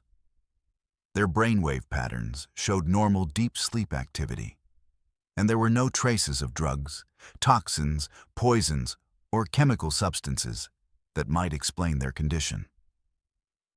The environmental testing of the church building proved equally puzzling. Hazmat teams found no evidence of carbon monoxide, natural gas leaks, toxic mold, chemical spills, or any other environmental hazard that could have caused mass unconsciousness. Air samples, water samples from the church well, and soil samples from around the building all came back completely normal. The church's electrical system was thoroughly inspected for possible electromagnetic anomalies, but all wiring and equipment met safety standards with no unusual readings. What made the incident truly extraordinary was the precise timing of the mass awakening. After exactly 3 hours and 17 minutes of unconsciousness, all 23 patients opened their eyes simultaneously at 11:09 p.m., looked around in confusion, and began asking where they were and what had happened to them. Hospital staff who witnessed the awakening described it as one of the most eerie experiences of their medical careers. Watching 23 people in different rooms across 3 hospitals regain consciousness at precisely the same moment, as if responding to some invisible signal. The newly awakened patients remembered attending church, participating in hymn singing, and listening to Pastor Hayes begin his sermon on the visions of Ezekiel. But everything after approximately 7:52 p.m. was a complete blank. Medical staff conducted additional neurological evaluations after they regained consciousness, but the results remained completely normal, showing no evidence of head trauma, seizure activity, stroke, or any other neurological condition that might explain the mass unconsciousness episode. The most disturbing aspect of the case emerged in the weeks following the incident, when congregation members began reporting remarkably similar recurring dreams and visions. Despite having no conscious memory of the 3 missing hours, 17 of the 23 affected individuals experienced vivid, nocturnal visions that were consistent in content, terrifyingly detailed. They described encounters with beings of intense light that possessed multiple faces and wings that moved in geometrically impossible ways. Creatures that communicated through direct mental contact rather than spoken words. Bellamy Richardson, a local tobacco farmer who had attended Hollow Oak Baptist Church for over 25 years, reported recurring dreams of wheels within wheels spinning in the air above the congregation, their surfaces covered with eyes that seemed to peer directly into his soul with divine knowledge that was both beautiful and terrible. His descriptions matched closely with the biblical account in Ezekiel, though Bellamy insisted he had never studied that particular book of the Bible in detail and would not have been able to describe the prophet's visions accurately from memory. Dahlia Foster, a retired schoolteacher known for her practical nature and skepticism about supernatural claims, described dreams of 4-faced creatures with the heads of humans, lions, eagles, and oxen, surrounded by fire that produced no heat and light that cast no shadows. Her detailed accounts included descriptions of the creatures' movements, the sounds they made, and the overwhelming sense of divine presence that filled her with both awe and terror. Multiple congregation members independently provided similar descriptions, despite insisting they had not discussed their dreams with each other. Dr. Margaret Thompson, a psychiatrist from Vanderbilt University Medical Center, who was brought in to evaluate the affected individuals, noted that their shared visions corresponded remarkably closely with biblical accounts of angelic appearances, particularly those recorded in the books of Ezekiel, Daniel, and Revelation. What troubled her most was the consistency of details across multiple witnesses who insisted they had maintained no contact with each other and had not researched biblical accounts of angelic visitations. Pastor Hayes, who had been found unconscious at the pulpit, reported the most detailed and theologically complex visions. He described being transported to what he could only call the throne room of God, where he witnessed worship ceremonies conducted by beings whose nature transcended human understanding. According to his account, these entities delivered specific messages about spiritual warfare, the approaching end times, and the need for his congregation to prepare for trials that would test their faith beyond anything they had previously experienced. The psychological impact on the Hollow Oak congregation was profound and lasting. Several families stopped attending church services entirely, unable to cope with the recurring visions and the fear that the mass unconsciousness might occur again. Others became intensely devout, convinced they had experienced a genuine divine visitation that required them to completely restructure their spiritual lives and prepare for apocalyptic events. The close-knit church community, which had been stable for decades, fractured as members struggled to process what had happened to them. Pastor Hayes continued leading services for 6 months after the incident, but his preaching style changed dramatically. His formerly practical sermons about Christian living gave way to increasingly apocalyptic messages about spiritual warfare, divine judgment, and the imminent return of Christ. His detailed descriptions of angels with multiple faces and wheels filled with eyes made many congregation members deeply uncomfortable, serving as constant reminders of visions they were trying to forget or deny. The Tennessee Bureau of Investigation concluded their inquiry in March 1984, officially classifying the incident as an unexplained medical event with no evidence of criminal activity or environmental contamination. The case file, which eventually grew to over 800 pages, documented every aspect of the investigation but reached no definitive conclusions about what had caused 23 people to lose consciousness simultaneously or why they had shared similar visions during their unconscious state. In June 1984, Pastor Hayes resigned from his position at Hollow Oak Baptist Church and entered a Trappist monastery in Kentucky, where he spent the remainder of his life in contemplative prayer and study of biblical prophecy. The remaining congregation voted to demolish the church building in 1987. Citing ongoing anxiety among members who reported feeling uneasy whenever they attended services in the sanctuary, where the mass unconsciousness had occurred. The demolition crew found nothing unusual in the church structure, but within 2 years of the building's removal, all the oak and hickory trees that had surrounded the site began dying from an unknown blight that agricultural extension agents could not identify or treat. The property remained vacant for over a decade before being sold to a developer who built a small shopping center on the site. I retired from emergency medical services in 2008 after 41 years. But the Hollow Oak incident remains the most medically inexplicable case I encountered during my entire career. 23 people don't simultaneously lose consciousness for over 3 hours without a detectable medical cause. And they certainly don't share identical visions of biblical creatures while unconscious. Medical science offered no explanations in 1983. And despite advances in neurology and emergency medicine, it still cannot account for what happened in that small rural church on an October evening when ordinary people encountered something that transcended the boundaries of normal human experience. I taught elementary school in Sweetwater, Utah for 38 years, from 1975 until my retirement in 2013.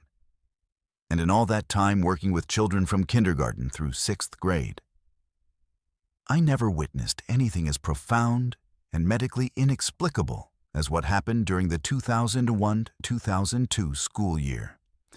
12 children in my district, ranging in age from 6 to 14, spontaneously began speaking fluent languages they had never been exposed to. Ancient Greek, medieval Latin, Coptic Egyptian, and dialects that linguistic experts from the University of Utah couldn't even identify. The phenomenon lasted 8 months, defied every medical and psychological explanation we could devise, and changed those families forever in ways that the community is still trying to understand. Sweetwater sits in a remote valley in southeastern Utah, surrounded by red rock formations and sustained primarily by cattle ranching and a small uranium mine that employed maybe 40 people during its operational years. The town never had more than 600 residents, and most families had been there for generations, descended from Mormon pioneers who settled the area in the 1880s. It was the kind of place where everyone knew everyone else's business, where children walked to school without supervision, and where the most exciting events were high school football games and the annual county fair. The elementary school served about 90 children from kindergartens through 6th grade, all of them from English-speaking families with no exposure to foreign languages beyond the occasional Spanish words they might hear on television. The first incident occurred on September 12, 2001, just one day after the terrorist attacks that had the entire country on edge. 6-year-old Kaya Henderson came to school that morning speaking what initially sounded like gibberish to her teacher, Mrs. Patterson. But when the school principal, Mr. Chen, listened more carefully to Kaya's utterances, he realized she was producing structured speech with consistent grammar patterns and vocabulary, not the random babbling of a confused child. She continued speaking in this unknown language throughout the morning, occasionally reverting to English, but showing obvious frustration when she couldn't express certain concepts in her native tongue. By the end of that first week, 3 more children had begun exhibiting similar symptoms. Malaysia Rodriguez, age 8, started speaking what her mother initially thought was Spanish. But when they asked their neighbor who was fluent in Spanish to translate, he couldn't understand a word she was saying. 7-year-old Mariana Foster began producing elaborate sentences in a language that sounded vaguely European, but contained grammatical structures unlike anything her parents had ever heard. Most disturbing of all, 9-year-old Amaris Thompson started writing symbols and characters that resembled ancient hieroglyphics, covering page after page with intricate markings that followed obvious organizational principles. As word spread throughout the community, parents began bringing their children to the school for evaluation, hoping to understand what was happening and whether it might be contagious. The local doctor, Dr. Williams, initially suspected some kind of neurological infection or environmental toxin that might be affecting brain development and language centers. He referred all the affected children to specialists at Primary Children's Hospital in Salt Lake City, where they underwent comprehensive medical evaluations, including blood tests, brain scans, neurological assessments, and psychological testing. Every medical test came back completely normal. The children showed no signs of brain damage, infection, chemical poisoning, or psychological disorders. Their IQ scores remained in normal ranges, their physical development was appropriate for their ages, and they displayed normal social behaviors except for their mysterious ability to speak languages they had never learned. Most puzzling to the medical team was the fact that the children seemed to understand these languages perfectly, responding appropriately to complex instructions and engaging in sophisticated conversations when they encountered other children who were speaking the same unknown tongues. Barbara Williams, a linguistics professor from the University of Utah, spent 3 months in Sweetwater, documenting and analyzing the children's speech patterns. Her recordings revealed that 12 different children were speaking at least 6 distinct languages, some of which matched historical linguistic patterns from ancient civilizations. 10-year-old Bellamy Patterson was speaking what appeared to be classical Greek with pronunciation and grammatical structures that matched texts from the 4th century BCE.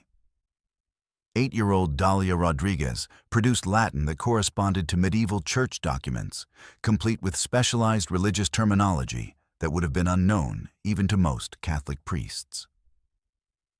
Most remarkably, the children were able to translate between their mysterious languages and English, demonstrating that they truly understood the meaning of what they were saying, rather than simply parroting sounds they had somehow memorized. When asked to explain concepts in English that they had expressed in their unknown languages, they consistently provided accurate translations, and could discuss complex philosophical and scientific ideas that seemed far beyond their chronological ages and educational levels. The phenomenon attracted attention from researchers across the country, including linguists, neurologists, child psychologists, and anthropologists who were fascinated by the implications of children spontaneously acquiring ancient languages without any apparent source of learning. Several documentary film crews visited Sweetwater to record the children's abilities, and their footage eventually became part of research archives at multiple universities.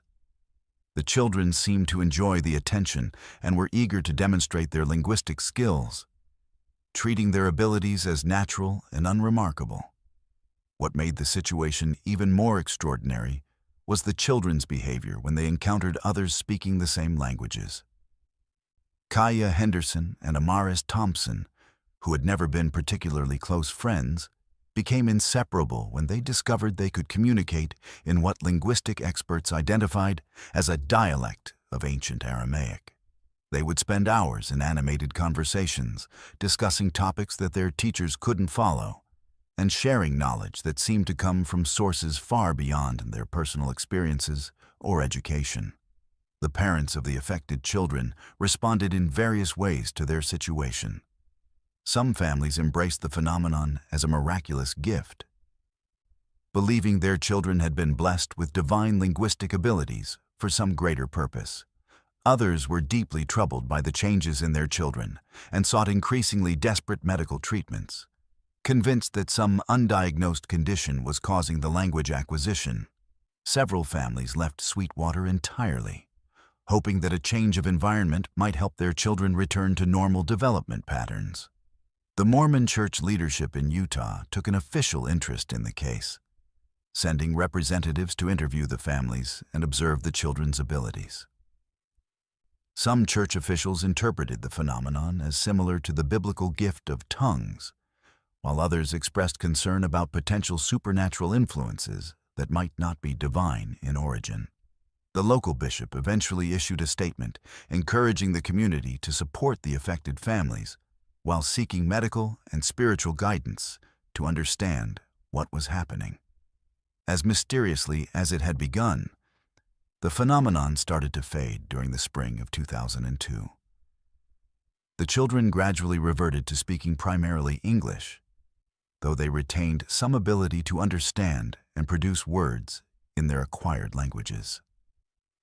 By June 2002, only 3 children still demonstrated any facility with their mysterious tongues, and their abilities seemed to be diminishing weekly. Malaysia Rodriguez was the last child to completely lose her linguistic gifts, reverting to monolingual English in August 2002, exactly 11 months after the phenomenon had first appeared. Follow-up studies conducted over the next several years showed that the children retained some residual knowledge of their acquired languages, though their fluency decreased rapidly once they stopped using them regularly. Psychological evaluations indicated that most of the children had positive memories of their linguistic experiences and expressed sadness about losing abilities they had found enjoyable and useful. None of them reported any negative physical or emotional effects from their mysterious language acquisition. The families affected by the phenomenon largely prefer not to discuss their experiences with outsiders, though several have maintained contact with researchers who continue to study the case.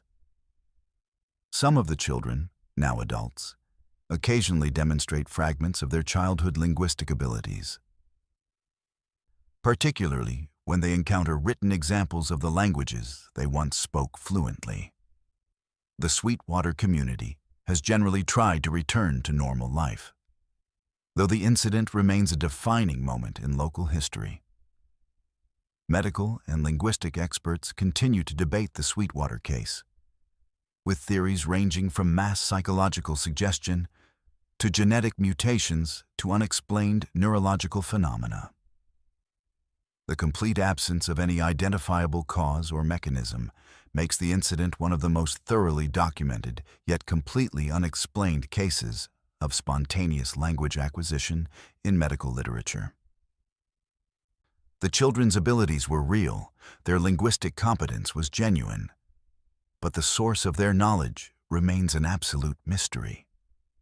I retired from teaching in 2013, but I still think about those 12 children and the 8 months when my classroom contained conversations in ancient languages that scholars spend decades learning to read.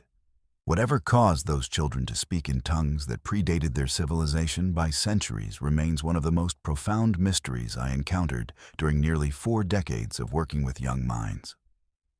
Some gifts arrive without explanation and depart just as mysteriously, leaving behind only questions and the humbling reminder that human consciousness contains depths we have yet to fathom.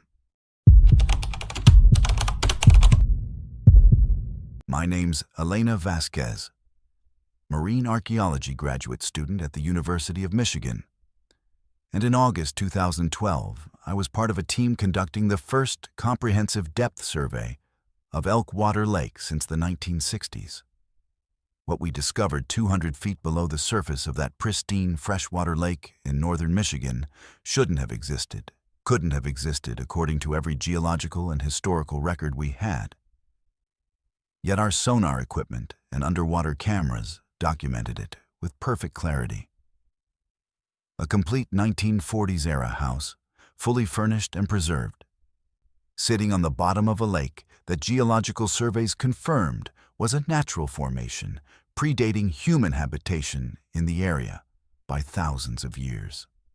Elkwater Lake had always been something of a local mystery, a perfectly circular body of water nestled in dense forest about 12 miles from the nearest town of Lakewood, Michigan. The lake was popular with fishermen and summer campers who appreciated its crystal-clear water and abundant populations of northern pike and walleye. But its unusual depth had never been systematically measured. Local folklore claimed it was bottomless, though experienced divers who had explored the shallower areas around the perimeter estimated it might be 150 feet deep at the center. Our research project was funded by the Michigan Department of Natural Resources as part of a broader study of glacial lake formation and fish habitat management. I had joined the survey team as part of my graduate thesis research on underwater archaeological preservation in freshwater environments, expecting to document the typical debris found in most lakes: sunken boats, discarded appliances, maybe some Native American artifacts if we were lucky. Our equipment included state-of-the-art sonar mapping systems, underwater ROV cameras, and diving gear rated for depths up to 250 feet. The initial sonar sweeps revealed that Elkwater Lake was indeed much deeper than anyone had suspected, reaching a maximum depth of 247 feet at its center, with steep sides that dropped almost vertically from the shoreline. The anomaly appeared on our sonar screens during the 3rd day of mapping operations. At a depth of 203 feet, the sonar detected a large rectangular structure measuring approximately 40 feet by 60 feet, with what appeared to be a smaller attached structure that could have been a garage or outbuilding. The object showed clear geometric patterns inconsistent with natural rock formations or typical lake debris, and its position on the lake bottom suggested it had been there for a considerable period of time. Dr. Patricia Morrison, our team leader, initially suspected we had discovered a large piece of construction equipment or possibly a barge that had sunk decades earlier. When we deployed our ROV camera system to investigate the anomaly, what we saw on our monitors defied rational explanation. The structure was unmistakably a house, a 2-story colonial-style residence with white clapboard siding, green shutters, a red brick chimney, and a front porch complete with wooden railings and support columns. The house sat upright on the lake bottom as if it had been carefully placed there, with no evidence of damage that would be expected from a structure that had somehow fallen or been swept into the water. Most remarkably, a 1940s-era automobile was parked in what appeared to be a gravel driveway beside the house. The preservation was absolutely perfect. There was no algae growth, No deterioration of the wooden structures, no broken windows or missing roof shingles that would be expected after decades underwater. The car's chrome bumpers gleamed in our underwater lights, and we could clearly see intact headlights, an unblemished paint job, and even readable license plates. Through the house's windows, we could observe furniture, curtains, and household items arranged exactly as they would have been in an occupied home. It was as if an entire 1940s neighborhood had been flash-frozen in time and placed underwater. Dr. Morrison immediately contacted the State Historic Preservation Office and the Michigan Underwater Preserve Council to report our discovery, as protocol required for any significant archaeological find. Within 48 hours, our small research team was joined by experts in underwater archaeology, structural engineering, and historical preservation. The expanded team included divers qualified for deep-water archaeological work, specialized cameras capable of documenting underwater sites, and historians who could help identify the period and origins of the structures we had found. The first manned dive to the house was conducted by Dr. James Patterson, a professional archaeological diver with over 20 years of experience in underwater site documentation. His descent to 203 feet took nearly 30 minutes due to decompression requirements, and his time on the bottom was limited to 15 minutes to ensure safe ascent procedures. What he reported upon returning to the surface challenged everything we thought we knew about the history of Elkwater Lake and the surrounding area. Dr. Patterson confirmed that the house was in impossibly perfect condition, with no signs of water damage, structural deterioration, or aquatic growth that should have occurred after years underwater. The front door was intact and appeared to be unlocked, though he did not attempt to enter the structure during his initial survey dive. Through the windows, he could see period-appropriate furniture, including what appeared to be a 1940s-era radio console, upholstered chairs in floral patterns typical of that decade, and family photographs displayed on tables and mantels. Most disturbing of all, Dr. Patterson reported that the house showed clear signs of recent habitation.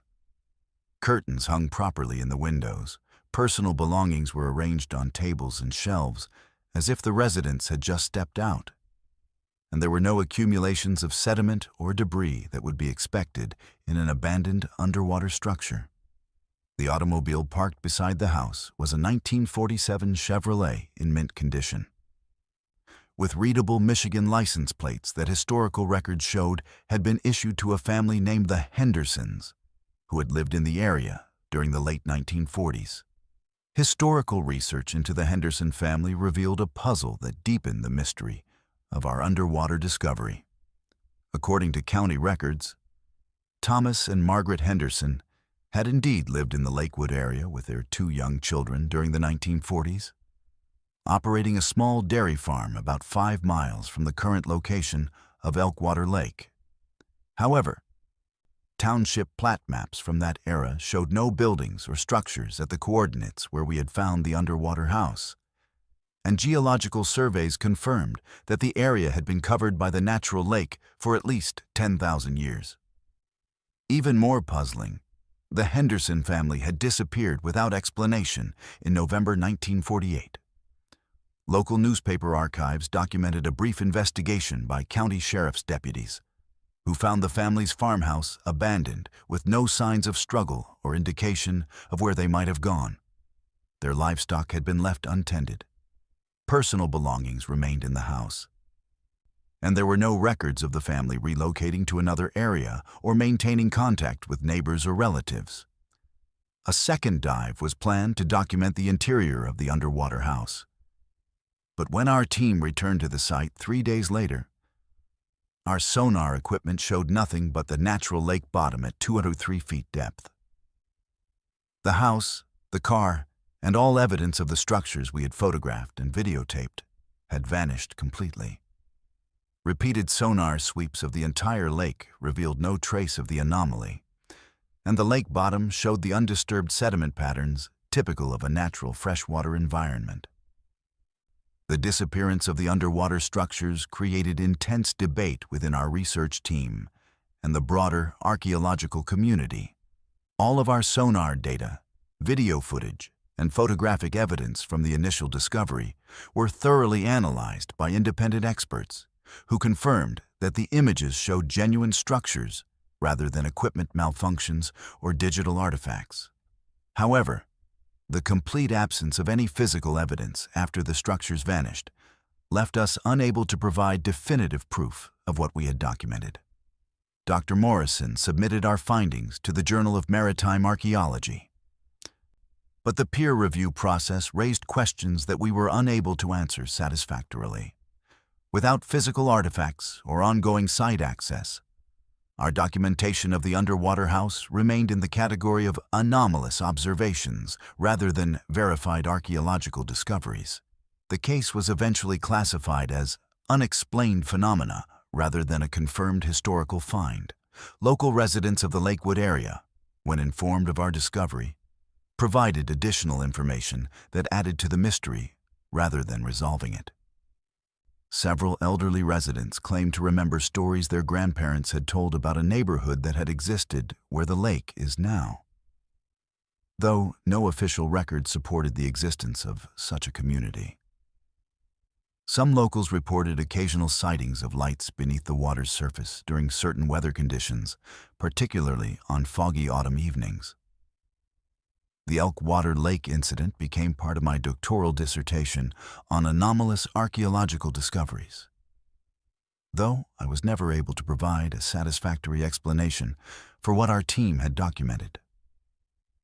The case remains one of the most thoroughly recorded yet completely inexplicable underwater archaeological discoveries in Great Lakes research. Our video footage and sonar data continue to be analyzed by researchers attempting to understand how a 1940s house and automobile could appear and disappear 200 feet underwater in a natural lake. I completed my graduate degree and now work as a marine archaeologist for the National Oceanic and Atmospheric Administration. But I still think about that August afternoon when I watched our underwater cameras reveal a perfectly preserved piece of 1940s America, sitting impossible on the bottom of a pristine Michigan lake. Whether we witnessed some kind of temporal anomaly, underwater preservation phenomenon, or something even stranger remains an absolute mystery. All I know for certain is that sometimes the depths hold secrets that challenge our understanding of what is possible in the natural world. Sheriff Rick Thompson here.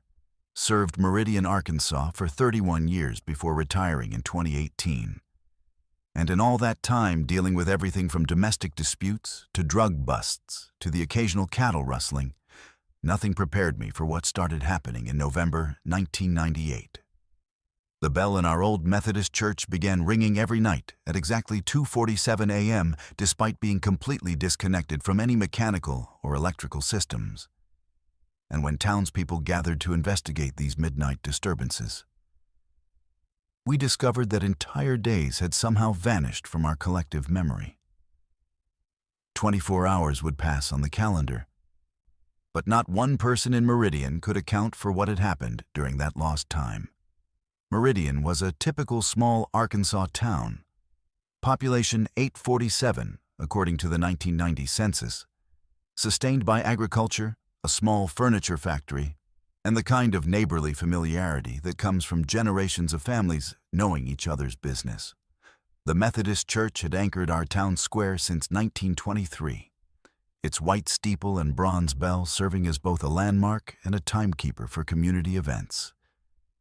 The bell itself was a gift from the founding families, cast in 1922 and inscribed with biblical verses about time and eternity that seemed prophetic given what eventually happened to our town.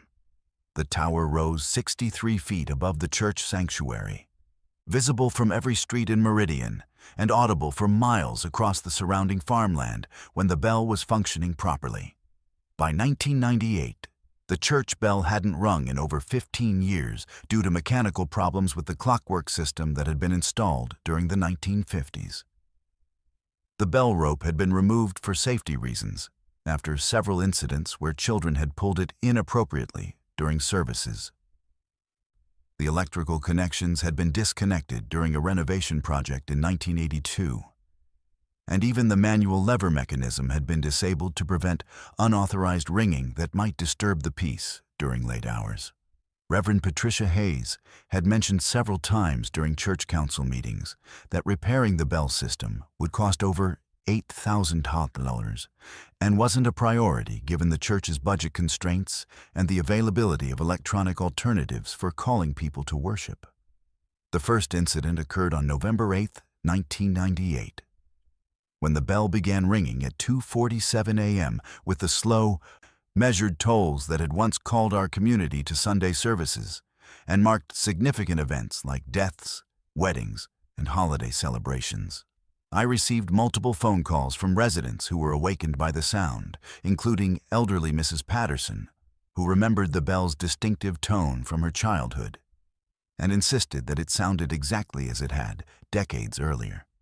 I drove to the church expecting to find vandals or some kind of mechanical malfunction that had spontaneously activated the bell system. But what I found was a completely normal church building with no signs of tampering, no evidence that anyone had accessed the bell tower, and no possible explanation for how a disconnected bell could ring with such precision and regularity. The bell continued ringing for exactly 11 minutes, producing the clear bronze tones that older residents remembered from decades past when the bell had marked the hours and called people to worship, then stopped as abruptly as it had begun. When I climbed the narrow wooden stairs to the bell tower the next morning with Reverend Hayes and church maintenance coordinator Frank Rodriguez, we confirmed that all the disconnected systems remained exactly as they had been left years earlier. The massive bronze bell hung motionless in its housing, showing no signs of recent movement or vibration that would be expected if it had been ringing hours earlier. There were no new electrical connections, no evidence that the manual mechanisms had been tampered with, and no way that anyone could have caused the bell to ring without leaving obvious traces of their activity, including disturbed dust patterns around the bell housing and mechanical components. The mystery deepened 3 days later, when the bell rang again at precisely 2:47 a.m., following the same pattern of 11 minutes of measured tolling before falling silent.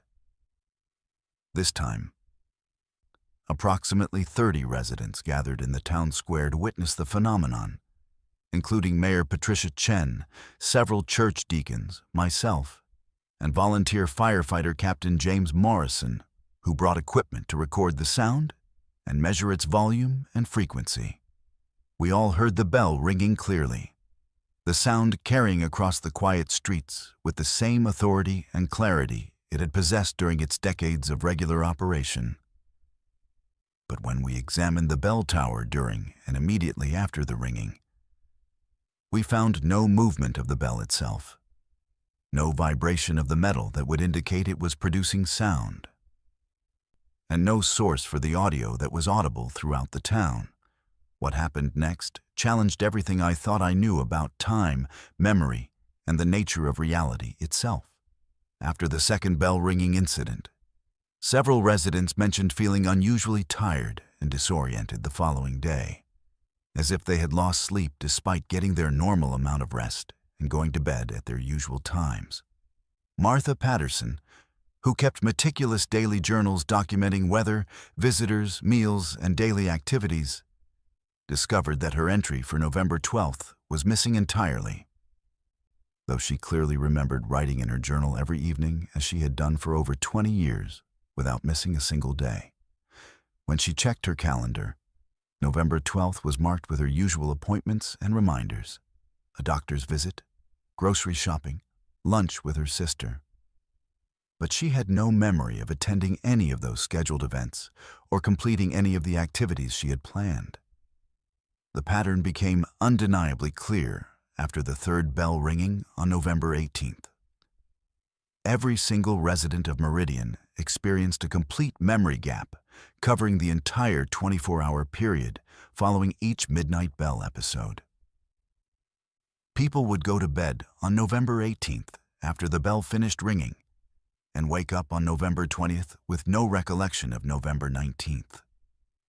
Despite clear evidence that they had lived through that day normally and completed their usual routines. Their calendars showed completed appointments with check marks and notes. Their kitchens contained dirty dishes from meals they couldn't remember eating. Their daily routines appeared to have been followed based on physical evidence like moved furniture and completed household tasks. But the memories were completely gone, as if that day had never existed in their consciousness. Dr. Margaret Foster, our only local physician who had served the community for over 20 years, initially suspected some kind of environmental contamination or mass psychological episode that might cause memory loss affecting the entire population simultaneously. She began conducting medical examinations of affected residents, looking for signs of poisoning, neurological damage, or psychological trauma that might explain the collective amnesia. However, every test she was able to perform with her limited rural medical equipment revealed completely normal results. Blood tests showed no traces of drugs, toxins, or chemical substances that might impair memory formation. Basic neurological exams were completely normal with proper reflexes and cognitive responses, and psychological evaluations indicated healthy individuals with no signs of trauma, depression, or mental illness that might explain the shared memory loss. The most disturbing aspect of the phenomenon was its absolute consistency across the entire community, without any exceptions. Every single person in Meridian experienced identical memory gaps covering exactly the same time periods, regardless of age, health status, location during the lost time, or any other individual factors that might affect memory formation. Children couldn't remember going to school, playing with friends, or eating meals their parents had prepared. Adults had no recollection of work activities, household chores, conversations with family members, or any of the routine activities that normally filled their days. Even visitors who happened to be in town during the bell-ringing episodes, including traveling salesmen, delivery drivers, and relatives visiting local families, lost their memories of the affected time periods just like permanent residents. Arkansas State Police investigators became involved after the fourth incident in December 1998, when the phenomenon was being described in news reports as a mass psychological event of unknown origin that might represent a public health emergency or environmental disaster. The investigation team included medical experts from the University of Arkansas Medical Sciences, psychologists specializing in mass hysteria and collective behavior, and specialists in environmental hazards who conducted extensive testing of our water supply, air quality, soil conditions, and potential sources of chemical contamination that might cause widespread neurological effects. They tested for everything from natural gas leaks to industrial pollutants to biological toxins, but every test came back completely negative, with no evidence of any substance that could cause memory loss. The investigators also interviewed dozens of residents, documenting their experiences and looking for patterns that might explain the memory gaps. What they discovered was even more puzzling than the initial phenomenon. During the lost time periods, people appeared to have continued their normal activities and routines with no indication of confusion, distress, or abnormal behavior. Store owners found their cash registers balanced correctly with sales receipts for the forgotten day. The post office had mail sorted and delivered according to normal schedules. The elementary school showed evidence that classes had been conducted, with lesson plans completed and assignments graded, though neither teachers nor students remembered anything about those school days. The bell-ringing phenomenon continued with mechanical regularity through 1999 and into 2000, occurring approximately every 3 to 4 weeks with no discernible pattern beyond the consistent timing of 2:47 a.m. and duration of 11 minutes. Each episode was followed by a complete memory gap affecting every resident. and each lost day left behind physical evidence of normal activities that no one could remember performing.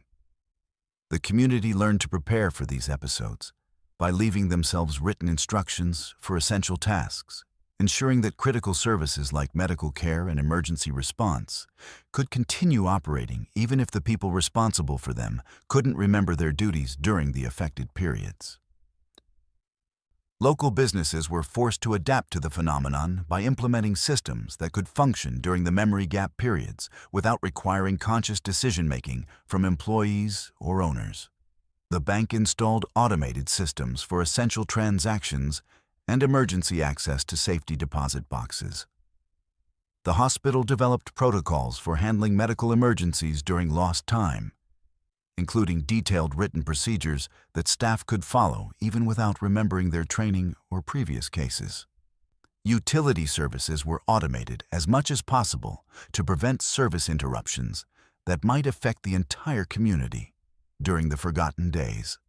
Life in Meridian took on a surreal quality as residents learned to live with the knowledge that approximately 24 days per year would be erased from their memories, leaving behind only physical evidence of activities they would never recall. Some families began keeping detailed video diaries, hoping to document their experiences during the lost periods. But they discovered that electronic recording equipment malfunctioned during the memory gap days, producing only static or blank recordings despite appearing to function normally.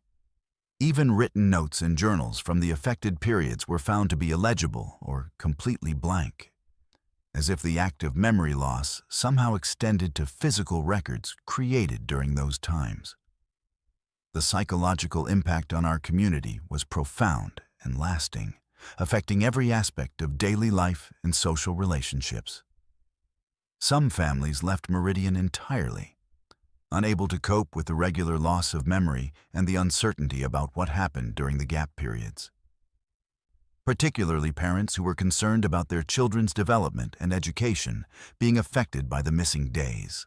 Others became obsessively focused on documenting their lives through photography, detailed schedules, and elaborate systems designed to preserve evidence of their activities during the forgotten periods, though these efforts consistently failed due to the apparent inability to retain any record of the lost time. The town's population dropped dramatically from 847 residents in 1998 to fewer than 400 people by 2005, as families relocated to escape the phenomenon, and few new residents were willing to move to a community where nearly a month of each year vanished from memory. Local businesses struggled to maintain operations with reduced customer bases and the ongoing challenges of functioning during the lost days. The economic impact was devastating, with property values plummeting and the local tax base shrinking to the point where basic municipal services became difficult to maintain. Religious interpretations of the phenomenon varied widely among the remaining residents, with some viewing the bell ringing as divine intervention and others seeing it as evidence of supernatural forces beyond human understanding. Several residents believed the memory gaps represented protection from awareness of some greater tragedy or spiritual warfare occurring during the lost time periods, suggesting that the community was being shielded from experiences too traumatic or significant for human consciousness to retain. Others interpreted the memory loss as a form of divine judgment or testing. Though no clear religious message or purpose emerged from the experiences, despite extensive prayer and theological study by local clergy, Reverend Hayes struggled to provide spiritual guidance for a phenomenon that defied theological explanation, and left her congregation questioning fundamental assumptions about time, memory, and divine intervention. Her sermons during this period focused on faith in the face of mystery and the importance of community support during unexplained trials, but many parishioners found it difficult to maintain their faith when confronted with evidence that reality itself might be unreliable. She eventually left Meridian in 2003, accepting a position at a church in Little Rock where she could minister to people whose lives followed more predictable patterns. Scientific researchers from universities across the country studied the Meridian case throughout the early 2000s, bringing sophisticated equipment to monitor brain activity, electromagnetic fields, and environmental conditions during the bell-ringing episodes. However, none were able to identify the mechanism causing the bell to ring without any apparent power source or the neurological process that resulted in community-wide memory loss. The phenomenon appeared to violate fundamental principles of physics, neurology, and chronology, making it impossible to develop testable hypotheses about its causes or effects. The case was eventually classified as an unexplained anomaly and removed from active research consideration when funding agencies decided that resources could be better spent on more conventional scientific investigations. The bell-ringing episodes began occurring less frequently after 2005, dropping from monthly occurrences to quarterly, then annually, before eventually stopping entirely in December 2009 after more than 11 years of regular incidents. The final episode followed the same pattern as all previous occurrences.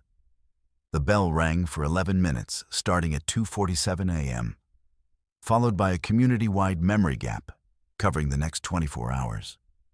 When residents awoke on December 15, 2009, they discovered that the massive bronze bell had developed a large crack running through its center, splitting the metal in a way that would have prevented it from producing sound, though no one remembered hearing it break or experiencing any unusual sounds during the final ringing. I retired as sheriff in 2018, but I still live in Meridian and still think about those 11 years when our community existed partially outside normal time and memory.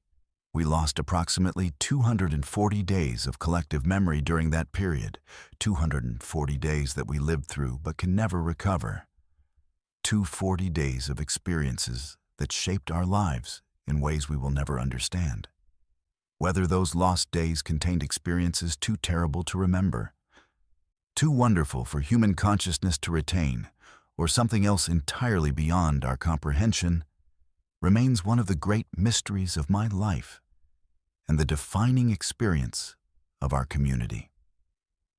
The Methodist Church still stands in our town square, though the congregation has dwindled to fewer than 20 regular attendees. But the cracked bell was removed in 2010 and replaced with an electronic system that plays recorded chimes for Sunday services. The old bronze bell sits in storage in the church basement, still cracked and forever silent, serving as a physical reminder of the 11 years when Meridian existed between the seconds of normal time. Those of us who remained in the community rarely discuss what happened during those lost years. But we all carry the knowledge that reality is far more fragile and mysterious than most people ever imagine, and that time itself might be more negotiable than we'd like to believe. If you've enjoyed these spine-chilling tales from small-town America, remember to subscribe to Verified Fears for more documented mysteries that challenge everything you thought you knew about the world around us. These aren't just stories. They're reminders that the impossible happens more often than we'd like to believe, and that sometimes the greatest mysteries are hidden in the most ordinary places, waiting to disrupt our comfortable assumptions about how reality works.